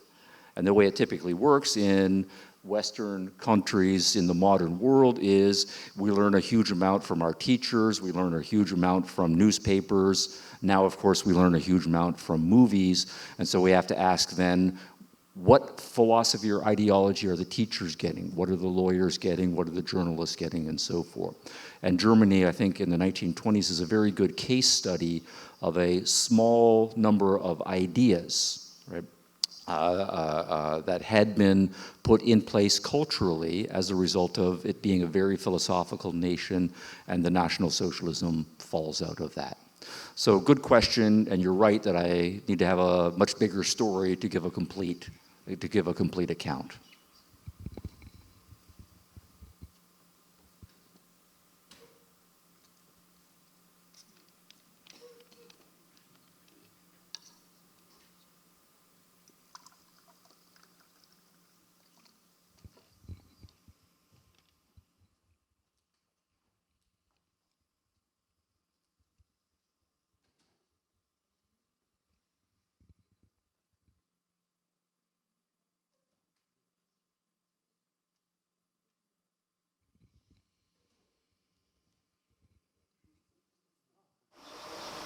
Can I ask a question in the meantime?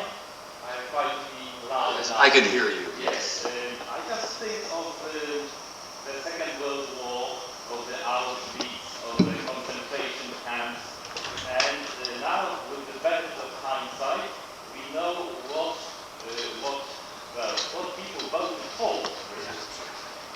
But you mentioned great intellectuals, German Nobel Prize winners, and do you think that it was something to be predicted, that they really were aware of Auschwitz, of the millions of lives that were lost? Yeah, so then the question would be, if you are joining the Nazi Party in 1920, right? Are you thinking about concentration camps and Auschwitz? And I think no. Right? At that point, you would not. You would be, at that point, signing on to a broader set of political principles. Now, if you read the 25-point program, it is quite explicit, right, about its economic policy. Interestingly, 14 out of the 25 points are just explicitly socialist policy, right? Marx could have written them, as far as I can tell. Another 6 of them are explicitly nationalistic, right, about the importance of German ethnicity. And there are a few hints, right, a couple of the points, if you put them in combination, that indicate that Jews are not to have full citizenship, right? And then there are a number of remaining points about censorship of the press and various authoritarian controls, right, that are going to be placed. So you have authoritarian nationalism and socialism with a strongly ethnic dominance of the Germans right in place. Now you could sign on to those points in 1920, right, and not be in favor of anything like a Holocaust, right? You could say, we are going to allow the Jews to remain in our midst, but they're going to be second-class citizens. That's a possibility. You could say, all we are going to do is not let Jews enter the country anymore, right? Or we're going to, more drastically, any Jews that are in our country right now, expel them, right, from the country. All of those, right, would be possibilities. I think then the genocidal elements come a little bit later. So if you then say, if you are a supporter of the Nazis come the early 1930s, right, when they are assuming power, it's not just a small fringe party in the south of Germany with a platform. Now we have a major, right, political party with a significant amount of with a power, and you do have 10 more years, right, of Nazis, intellectuals, Nazi journalists, Nazi political leaders saying stronger and more forthright and more detailed things about the Jews. If you have been paying attention, then you can start more significantly to see the seeds of something like a genocide, right, being in place. So I think the right answer to your question would be to say that it is a time-dependent thing. If you were talking about someone who's not Hitler or who's not Eichmann, right, and they know what they would do if they got power, right, in the future. The average person who joins the Nazis, I would say it depends. And increasing awareness and responsibility as time goes on about how serious the Nazis were about doing negative things to Jews and other ethnic undesirables from their perspective. Something like that. Hi, my name is Chris. Great lecture, I really enjoyed. Thank you. and I have two questions. First one, was Nietzsche dishonest? Because when he was writing that, the Industrial Revolution was on the rise, and it was clearly, you can see that the reason was the way how it elevates people from poverty on all classes, and also that not this relationship of slaves and masters is the best one for human species, but the win-win relation, right? Yeah. Because people were trading. So was he evil and dishonest then? Yeah, that's a very interesting question. One of the big puzzles to me, right, when I read Nietzsche, is how kind of unaware he seems to be of the Industrial Revolution and the rise of the economically liberal nations. Right? So he was extraordinarily well-read, right, historically. But it does seem that one of the major stories by the time you get to the latter part of the 19th century is how small states like Netherlands in the 1600s can become economically significant, culturally significant, artistically significant, scientifically significant, right? And the liberal win-win story that you hinted at, right, seems true of Netherlands. And then perhaps more dramatically in England, right? England, a small population, isolated, third-rate European power in 1500 as a result of, right, Enlightenment philosophy, economic liberalism, Industrial Revolution, becoming the most economically powerful and military power of the 19th century. Now, about America, maybe you can forgive Nietzsche a little bit because America is across the ocean, and during Nietzsche's lifetime, America still is a second-rate, right, power. It's not until the early part of the 20th century that the United States ascends to its prominence. But even if you say Nietzsche should know what's going on in England and the Netherlands, and have something to say about that, even if he's going to argue against it, he just doesn't, right? And it just seems like he's invisible to it. So it might very well be a case of dishonesty, because when you read Nietzsche, anytime he talks about the English, it's with a sneer, it's with a negativity. He's aware of the philosophy, but he just says, the English, they're not philosophical, they're not really cultured, right? And so that might be his shorthand way of just dismissing what he knows to be a difficult counterexample that he has to deal with. And I'm willing to entertain your second hypothesis that it wasn't just that he had ideological blinders on the way intellectuals can. They know what they want to think, and so they only think in those terms and they ignore evidence that's not aware. That Nietzsche should know better. So I think there is something to that.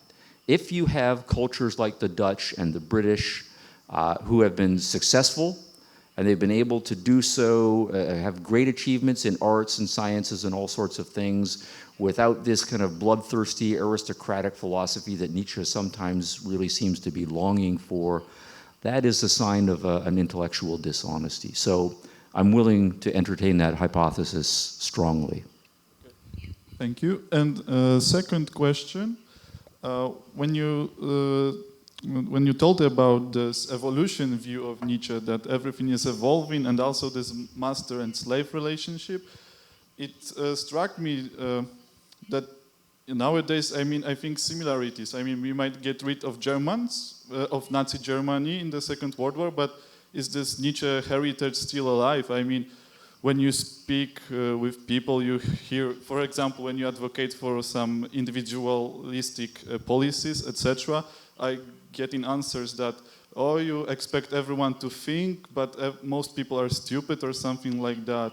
And also this rise of alt-right in North America, when they advocate this, that some races have lower IQ, another one higher, therefore we should separate each other. Then also I hear about this Stefan Molyneux and his RK theory selection or something like that, that some people are, genetically that they will be, let's say, individualistic, and another one will be, you know, they will be socialistic because it is in their genes and how they, you know, grow up or something like that. So is it still alive, this heritage of Nietzsche in our culture? The answer to that is yes, and I think that I would take that as support for my general thesis about the power, right, of philosophy, that we as human beings need to think in terms of abstract principles. But philosophical issues are difficult, and among people who do think about them, they do fall into certain patterns of thought. And what we can think of as this kind of aristocratic, in favor of conflict model of thinking, perhaps with an evolutionary element, that might be a proto-fascistic, proto-national socialistic kind of viewpoint when it manifests politically, that is one common pattern that has an internal coherency to it that people will think in terms of. And there are other ones. There are religious ones, there are liberal and neoliberal ones, there are neo-communist, neo-socialist ones, and so forth. And I think what typically will happen is thoughtful people will adopt one or more of those, and we should find in any generation people who are thoughtful representatives of each of those traditions. Which one dominates in any culture then is going to depend largely on which one has the better arguments, right, at that time. Now, if we then say where we are now, and this is where your question started, we do see the rise of the alt-right, and in many cases there are smart intellectual people who are signing on to and articulating alt-right kinds of philosophy. And if we are aware of our intellectual history, then we start to say, wow, that's a Nietzschean theme, or that's a whole lot of Nietzschean themes, or that's a whole lot of whatever themes, right, that are there. And so they do come back. If you go to where the world was intellectually before World War II began, it did seem like there were three broad alternatives, right, that were contending, right? Obviously, to the east, we had the example of communism, right, in the Soviet Union, right, with a very powerful philosophy behind it, articulated by Marx. That seemed to be a strong contender, and a huge number of intellectuals the world over who thought that was, right, the direction we should go. To the west, we had various forms of liberal, democratic, republican, kind of free market friendly, right, ideologies, United States, perhaps Britain, Canada, and so forth as exemplars of that.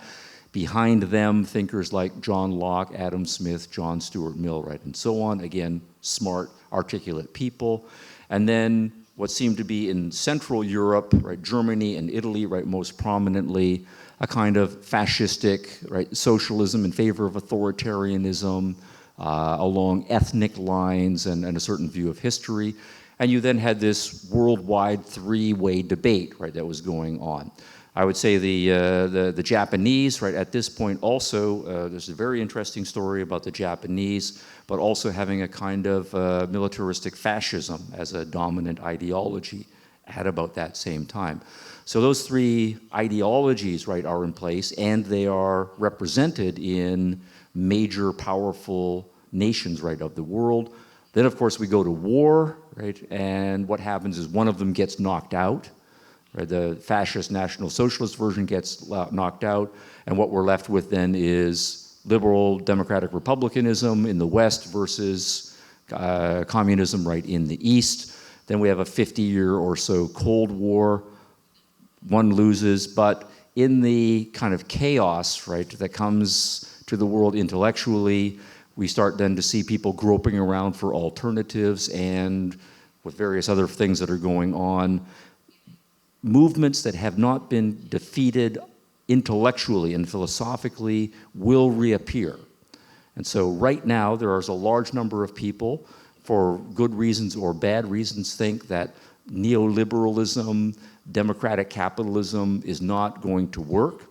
They also don't think atheistic communism, right, is going to work. So what other alternative can they be? But if you start to think in terms of principles, there aren't a lot of alternatives, right, to those two. We should expect that a significant number of them will say some sort of alt-right right, as we now call it, philosophy, is going to become more prominent. So my expectation is, this is a pessimistic expectation for me though, is that the alt-right will not go away, right, that we should see it culturally more prominent, and we should see more intellectuals signing on to it. And it's going to be the job of people like me and Professor Kostivo, right, and others, right, to have good philosophical, right, arguments against it. And of course, there's also then lots of political activist and cultural activist things that are going to be necessary against it as well. Otherwise, it will get its act together intellectually and in terms of political activism, and we will see variations on fascistic and neo-Nazi movements come to prominence. I think, unfortunately, that is a very real possibility. Dzień dobry, panie profesorze. Nazywam się Janusz Janowski. Good evening, Professor. My name is Janusz Janowski. I would like to start, before I ask the actual question,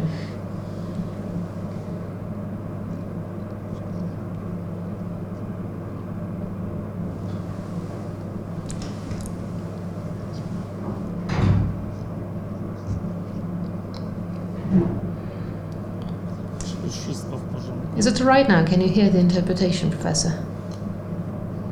Is it okay now? Can you hear the interpretation, Professor? Okay, I'm happy, thank you.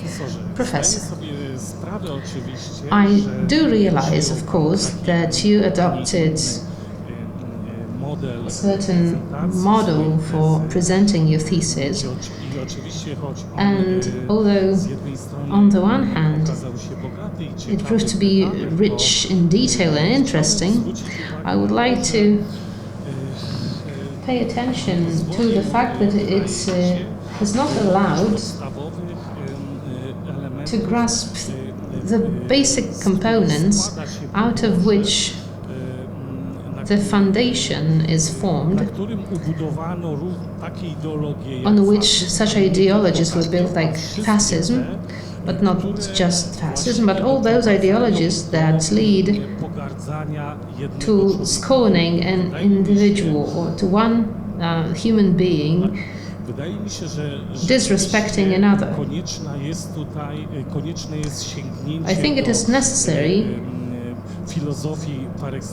to go back to philosophies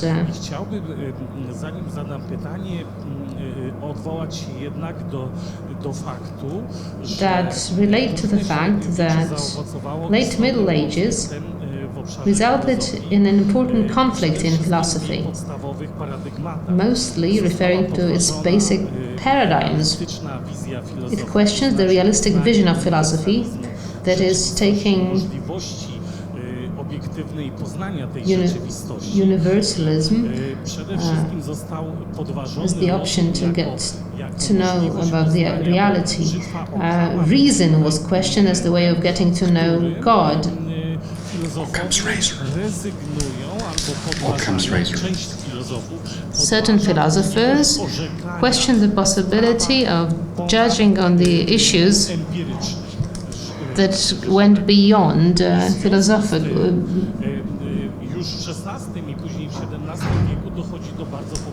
In the 17th and 18th century, there were important religious changes, Luther and the entire revolution questioning reason as the ultimate power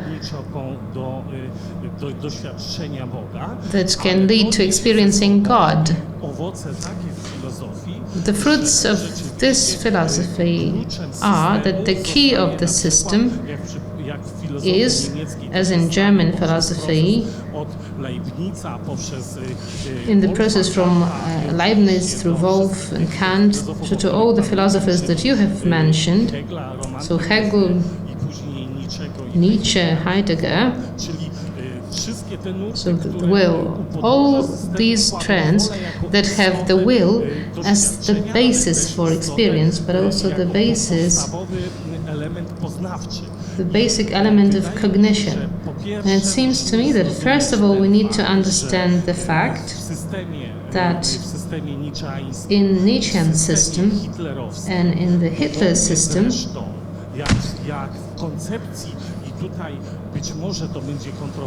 As in the concept, which might be controversial, but let me remind you that although Great Britain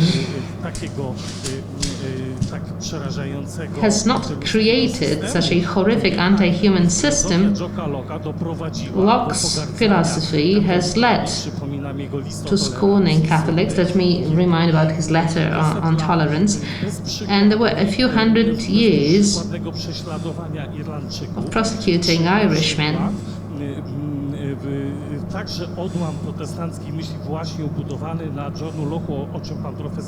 Also some other Locke-based philosophies in the States led to persecution of the black race by the white race. That's why,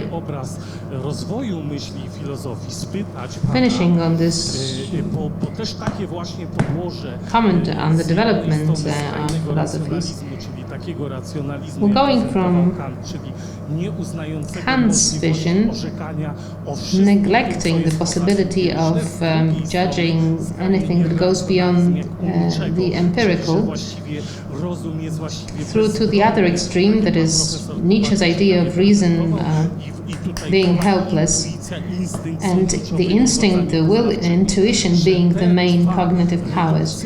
Those two reductionist channels of philosophy lead to such systemic flaws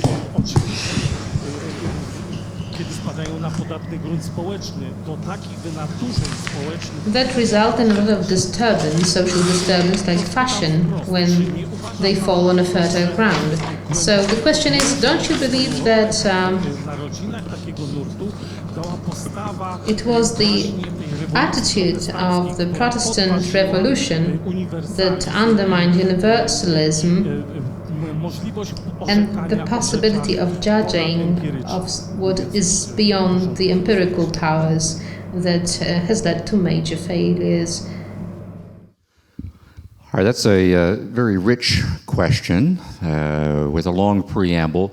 Let me say I think I'm in agreement with 90%, right, of what you have said. And if we sketch the entire history of philosophy from the late Middle Ages right on through, what you have most focused on has been epistemological issues about knowledge, right, and cognition. And if we do a cartoon version, right, of how that battle over knowledge has gone, is it possible for us to have knowledge? Is it possible for us to have universal knowledge? And we say yes or no. We divide everyone into people who are optimists, who say, yes, there is universal knowledge and we can acquire it, and skeptics, right, who say universal knowledge is not possible. What happens if we look at the history of philosophy through that particular, right, set of issues? Then we can line people up, right, on two camps, right? We can, as you point out, say Martin Luther, right, very strong anti-rationalist, right, anti-reason, and so part of his anti-Catholic view is to say that the Catholics are too much in favor of reason and trying to make religion reasonable as well as a matter of faith, and that's wrong. We need to have an irrational faith. And then we can talk about Luther, right, and Calvin. We can look at philosophers culminating in something like David Hume, right, against whom Kant is reacting, and then we get Schleiermacher. Am I pronouncing that correctly? Yeah, Schleiermacher. I first learned Schleiermacher from a Canadian professor who always pronounced it as Schleiermacher. So I think I've got that stuck in my head, but Schleiermacher, and then Kierkegaard, right, and then Nietzsche. And so there was this long irrationalist trend.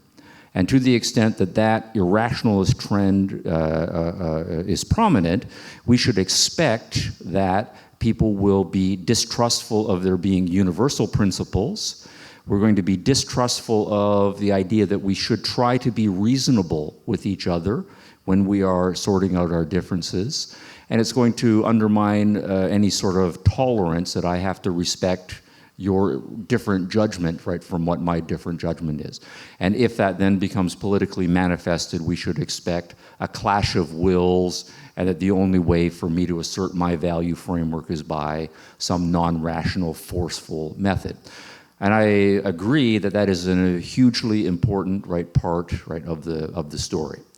And that precisely Nietzsche and the Nazis were distrustful of reason, and as a result of that, they were distrustful of universal principles.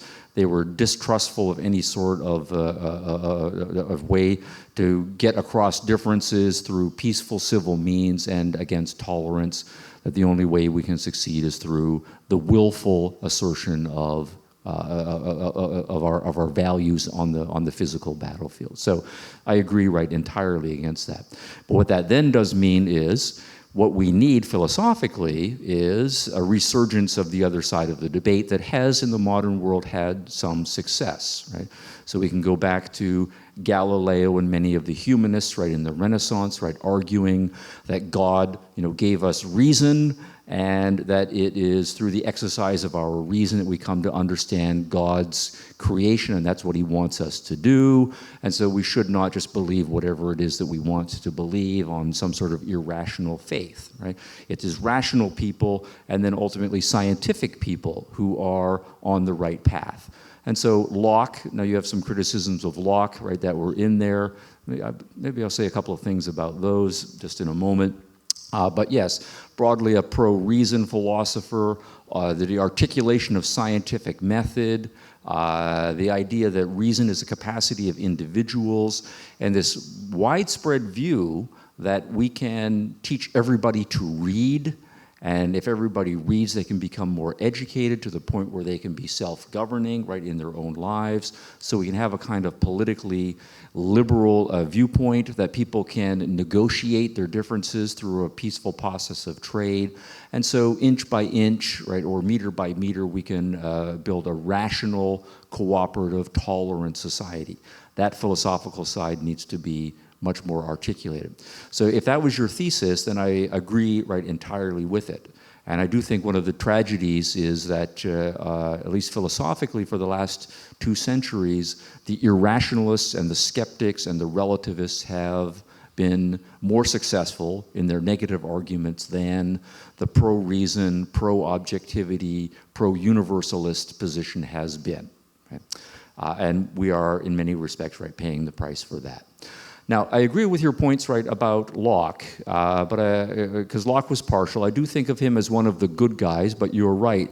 He made a very powerful argument for religious toleration, and I think essentially his argument is correct, but then oddly he makes a couple of exceptions, right? He exempts atheists from it, and he exempts Catholics from it, and as you point out, if you then just follow the Lockean model, right, traditionally then you're going to have some persecution of Catholics, right?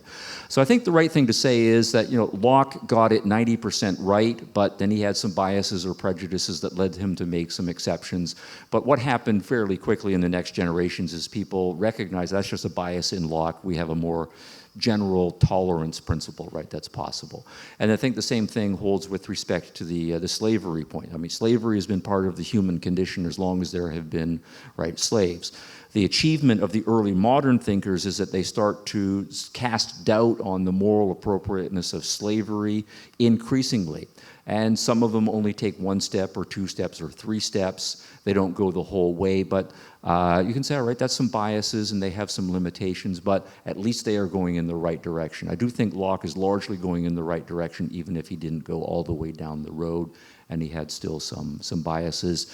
By the time we get a couple of generations after Locke, the important thing is not the exceptions that Locke is making to his principles, but people recognizing that he has made some very powerful principles here, and we can and should apply them, right, more universally. So I still think of Locke as essentially one of the good guys. But a very good question. It sounds like you could give a lecture or two yourself, right, on these topics, and we could have a very good back and forth. Okay. Thank you for the great lecture.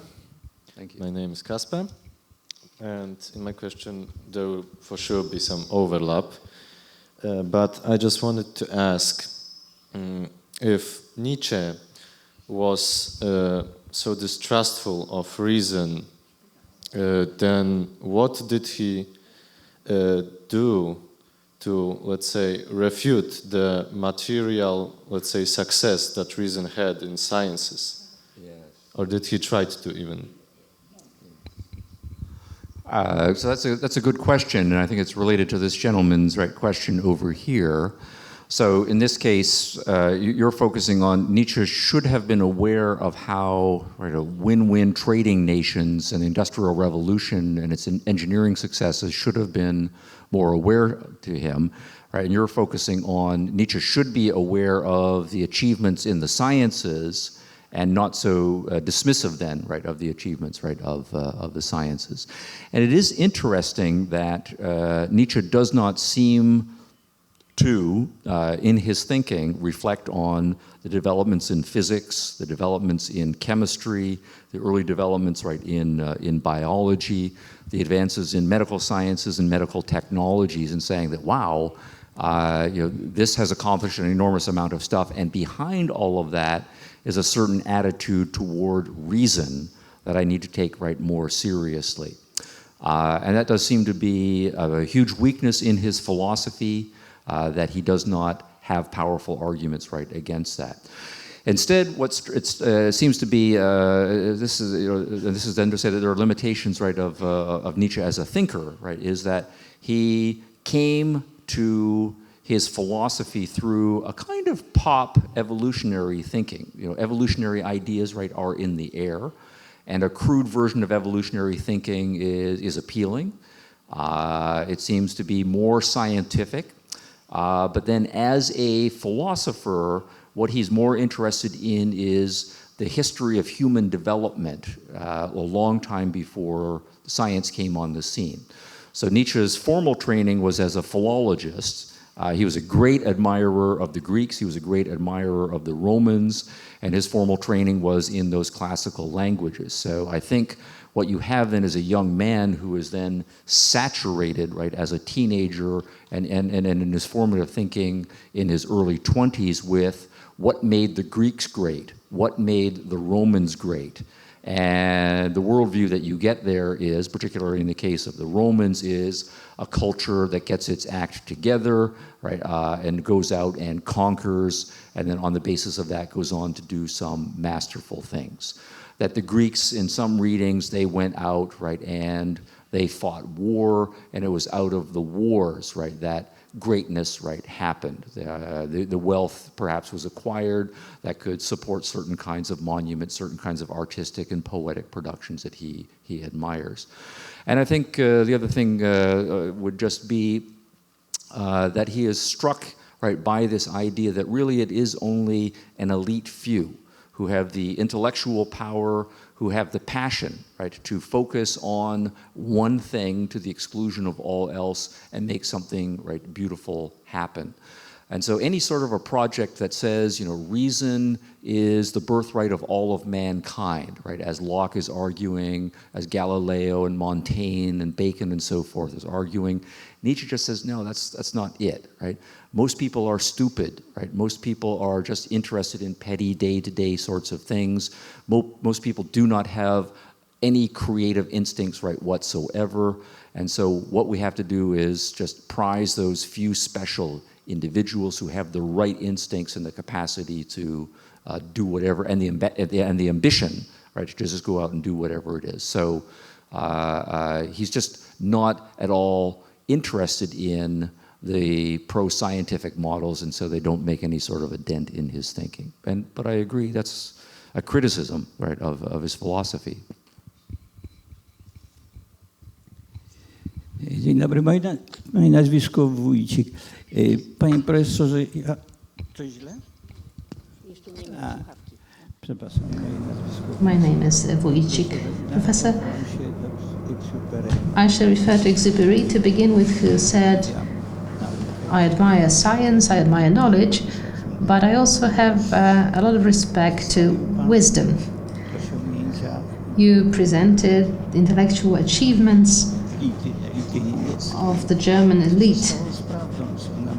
What happened with the truth? Did it have to remain behind the door for the German elites to be able to lead the nation to such a moral collapse that had the form of the horror of Holocaust? And another question, after reading the book by Ms. Hannah Arendt, I'm looking for the answer, a simple answer to the question, what was the direct reason for Hitler to make a decision to exterminate the entire Jewish nation? Hey, that's also a very interesting question. I think there is a kind of dual mentality, right, in German intellectual life in the 1900s, in the century that is the preparatory for the kind of intellectual culture that the Nazis come out of.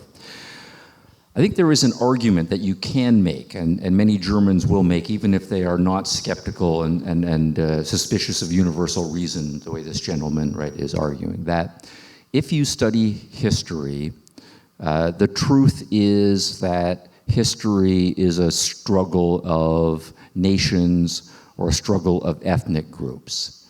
That's what we've learned, right? Nations rise, nations fall. Cultures become prominent and cultures, right, decline, and there's nothing beyond that, right, in the cycle of history. And so what we are in favor of then as Germans is just that Germans have their moment, their era. And so we are just going to play the historical game of trying to make Germany as great as we possibly can, so that we can make Germany's mark on the world for as long as we possibly can. And I think that's one reading that's true of any number of German intellectuals, right, of the 19th century. I think another version is the one that we explored briefly early, that many German intellectuals of the 19th century came to believe that truth really is a nonsensical concept, right? That we are limited in our reason, right? As Kant said, that there is no such thing as truth, there is no such thing as kind of sort of an ultimate justice. Instead, all we do have is will. And when truth goes away, when justice goes away, all you are left with is power. And we can't say that our values are right or truer or better than anyone else's. They're just that they're our values. And I happen to have been born into this culture, and I am willing to use power to advance my culture's values, whatever they happen to be. Now, that then, in both cases, right, is going to lead to two contingents that are willing to support something like a National Socialism generically. Now, your third question, right, particularly, I don't think I'm going to have an answer to, because you ask me to get inside Adolf Hitler's head as an individual.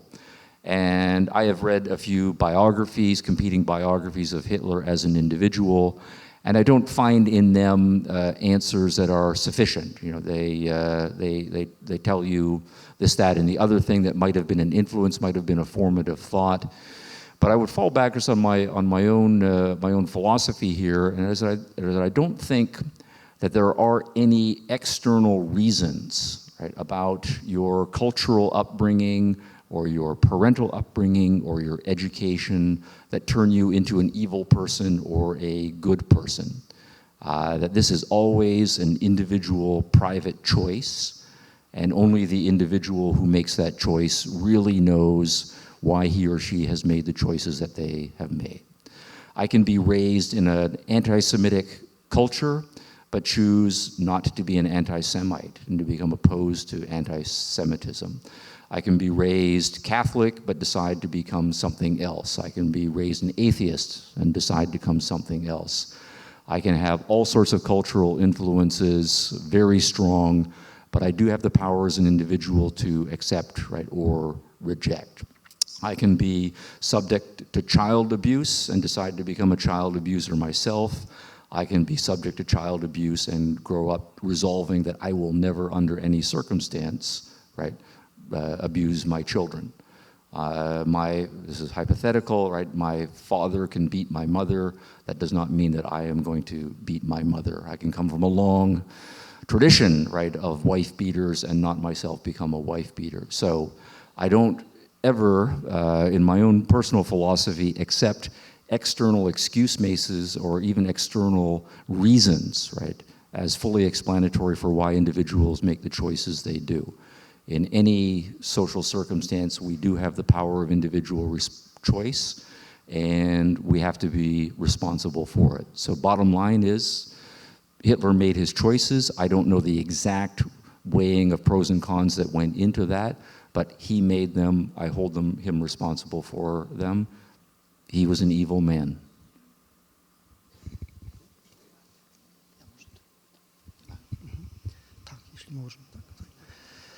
Ja mam takie pytanie troszeczkę bliższe misji. I have a question a bit closer to the mission. My question is closer to the mission of the place we are in, and I would like to direct this question to both guests of ours today.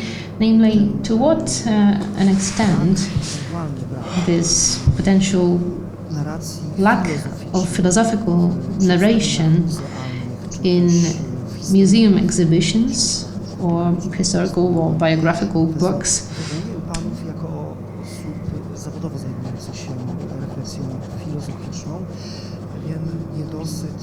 So to what an extent the lack of such narration leaves you with this cognitive, the feeling of cognitive shortage, so to speak. I heard a speech of Mr. Kostyło on the philosophical narrative being present or not present in an exhibition. It appears obvious that without reaching to the roots of what the exhibition in the museum shows, we are dealing in a situation in which we are simply looking at water without the surface of water without really being aware of what's in the depths. So that's my question. To what an extent this philosophical narrative is present in contemporary exhibitions in museums and in the biographies, historical books that try to interpret the Nazi Germany. Okay. Yeah, that's an interesting question, right, about the place of philosophy in a museum, right, like this.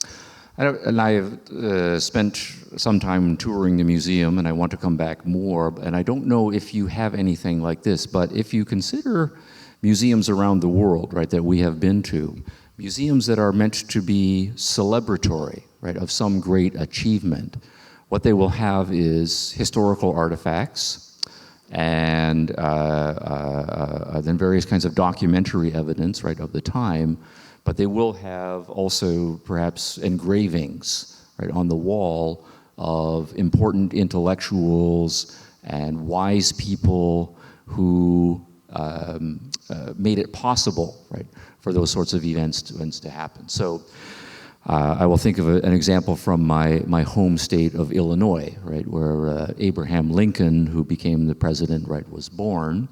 And so when you go to the end of slavery museums, right, or Lincoln museums or American history museums, there's all of the memorabilia, but you have quotations from Abraham Lincoln, and then also intellectuals, right, from whom Abraham Lincoln learned.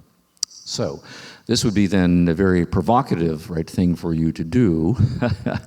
But if you then said, you know, here are some quotations from Goebbels, or here are some quotations from Hitler, or Goering, various other actual activists, if you had quotations from intellectuals of the previous century saying, in principle, the same thing, perhaps at a higher level of abstraction, that would be enormously controversial, but I think also educational, because Hitler didn't make it up, Goebbels didn't make it up, it did come from somewhere, and I think a museum like this with an educational mission should say, where do these ideas come from?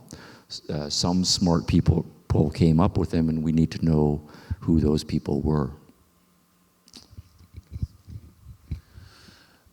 Mnie się wydaje, I'll be talking Polish. Mnie się wydaje, że I think that the presence of philosophy in such places as museums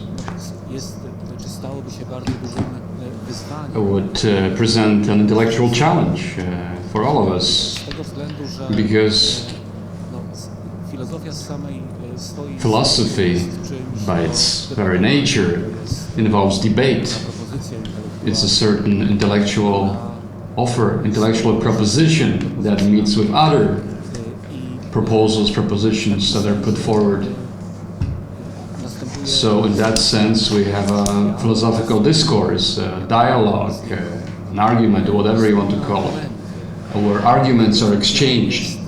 So philosophy, by its very nature, is a rational activity, and if we take into consideration museums or such places which play a role similar to museums, then we are posed with a question whether we should should promote a discussion between various philosophical concepts, discussion which sometimes is very difficult to evaluate, to assess. Of course, it has been evaluated finally as far as Nazis or communists are concerned, but it was basically solved because we saw the fruit of those ideologies. We saw what actual consequences these ideologies result in for people, for nations. However, there are many opinions, concepts in philosophy which, luckily perhaps, have not had the fortune to manifest themselves in the lives of people, in everyday lives of people. And it is very difficult to debate about such ideas in museums. It would be very challenging because museums generally try to share with us certain specific knowledge about history, about what took place in the past. They try to forewarn us about the consequences of various concepts which were put in practice. That's how I see it, that's how I understand it. Therefore, I don't think that philosophy, any sort of philosophy, could be a subject of such intellectual debate. We are quite shocked by Nazist philosophy, fascist philosophy, Marxist philosophy, because we see the results of that philosophy. We could witness its consequences, and sometimes it's difficult to imagine what a given philosophical concept can lead to, especially a concept which is very ambitious, which tries to maximize its answers, which pretends to answer all questions that humans put forward, that wants to make people happy, quote unquote, sometimes against their will. So I think that, by the fruit will you know them.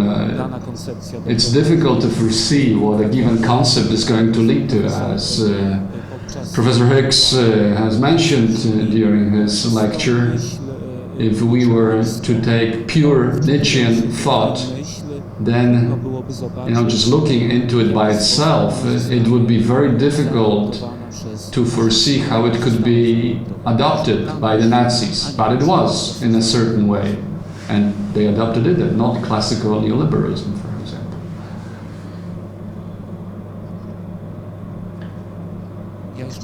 One more question, if I may. I was asked to take into account this question, so I'd like to ask Professor this question. The question is, postmodernism itself also refers to human life, reproduction, and many issues that Nietzsche touches upon. Postmodernism does that too. Can we find any relation between Nazism and postmodernism?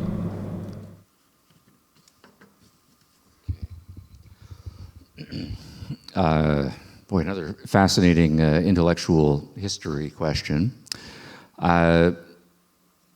It is striking that many of the leading postmodernists, I mentioned Michel Foucault, perhaps the most famous of them, did see themselves as largely influenced by Nietzsche. Foucault at one point said, I am basically a Nietzschean, that his will to power analysis is essentially correct, except he drops out the will part, and what we do know in postmodern thought is a rather reductionist power analysis, right, of multidimensional power struggles in society. And there is a certain Nietzschean heritage that's possible there.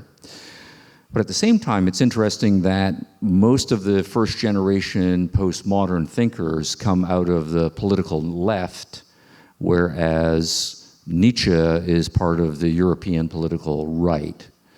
So Foucault, for example, was a member of the French Communist Party in the early 1950s, broke with them, but in the 1960s was a kind of Maoist, and it was always broadly, right, a man of the left. Jacques Derrida hung out with French communists and published in their journals, and at one point said, this is almost a direct quote, that his deconstructive postmodern method is meaningful only in the spirit of Marxism. So there's some sort of a Marxist connection to this somewhat abstruse deconstructive literary criticism method. So he's also a man of the left. Jean-Francois Lyotard, who gives us the distrust of meta-narratives description of what postmodernism is all about. Also a man of the far left, a kind of Marxist, editing Marxist and neo-Marxist publications his whole life, and so on. So there is a kind of intellectual genealogy, though, that is more obvious, right, in the case of postmodernism, that comes from Marxism and its history through various forms of neo-Marxism and so on. So the point I would make, though, is that whether you're on the far political right or on the far political left, that those are important differences at a practical level.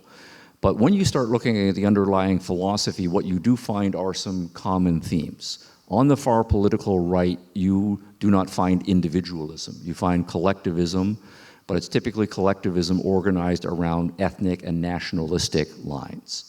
And when you go to the far political left, you also do not find individualism, you find collectivism organized around often economic, right, class analysis. So in both cases you have the absence, right, of any sort of individualistic thinking. So I, in my analysis, see the deeper divide as not between political right and political left, as it's often understood, but rather between individualistic philosophies and collectivist philosophies, and then there are any number of subspecies of collectivistic philosophies. Now, postmoderns and neo-Nietzscheans and alt-right people are all collectivists, and so whether they're drawing a little bit more from Nietzsche, who has some strongly collectivistic themes, or more from Marx, who is also strongly collectivism, at a philosophical level of abstraction, that's important, but it's a level of detail. The other thing that you find is when you abstract, again, away from political right and political left, is the anti-rationalism that is a part of both. Obviously, in the case of Nietzsche, he's anti-rationalistic. The alt-right thinkers, blood and soil and instinct, and merging yourself into your group identity, don't think for yourself. All of that anti-rationalism is strongly representative in the far political right, but you also find it in the far political left. Now, there's a complicated story that needs to be told here, but I think the most important point would be if you take Marx as kind of the godfather of most of the modern leftist movements, you find in him an anti-logic and an anti-rationalism. And his view is human beings are born as inchoate lumps. You're born into a certain set of economic circumstances, and your entire mode of thinking is conditioned by your social circumstances. And people who are born in different social circumstances are conditioned to think in very different ways. So what's reasonable to this person and what's reasonable to this person can be completely antagonistic and outright contradictory things. So reason is ultimately conditioned by varying social circumstances. It's not any sort of an autonomous power that can objectively grasp the truth of things. Now that then is to say, at the far political left, you have anti-rationalism, and you have anti-rationalism at the far political right. The other major example would be, if you're not a Marxist in your political leftism, you're probably a Rousseauian, right? That is to say, a follower of Jean-Jacques Rousseau's philosophy. He is also collectivistic and strongly anti-rationalist. So again, what I would say is, philosophically, the divide is more importantly between philosophers that are pro-reason and philosophers that are anti-reason. If you go down the anti-reason side of the divide, you can go in a far left direction or you can go in a far right direction, and that then is a secondary but important detail. So,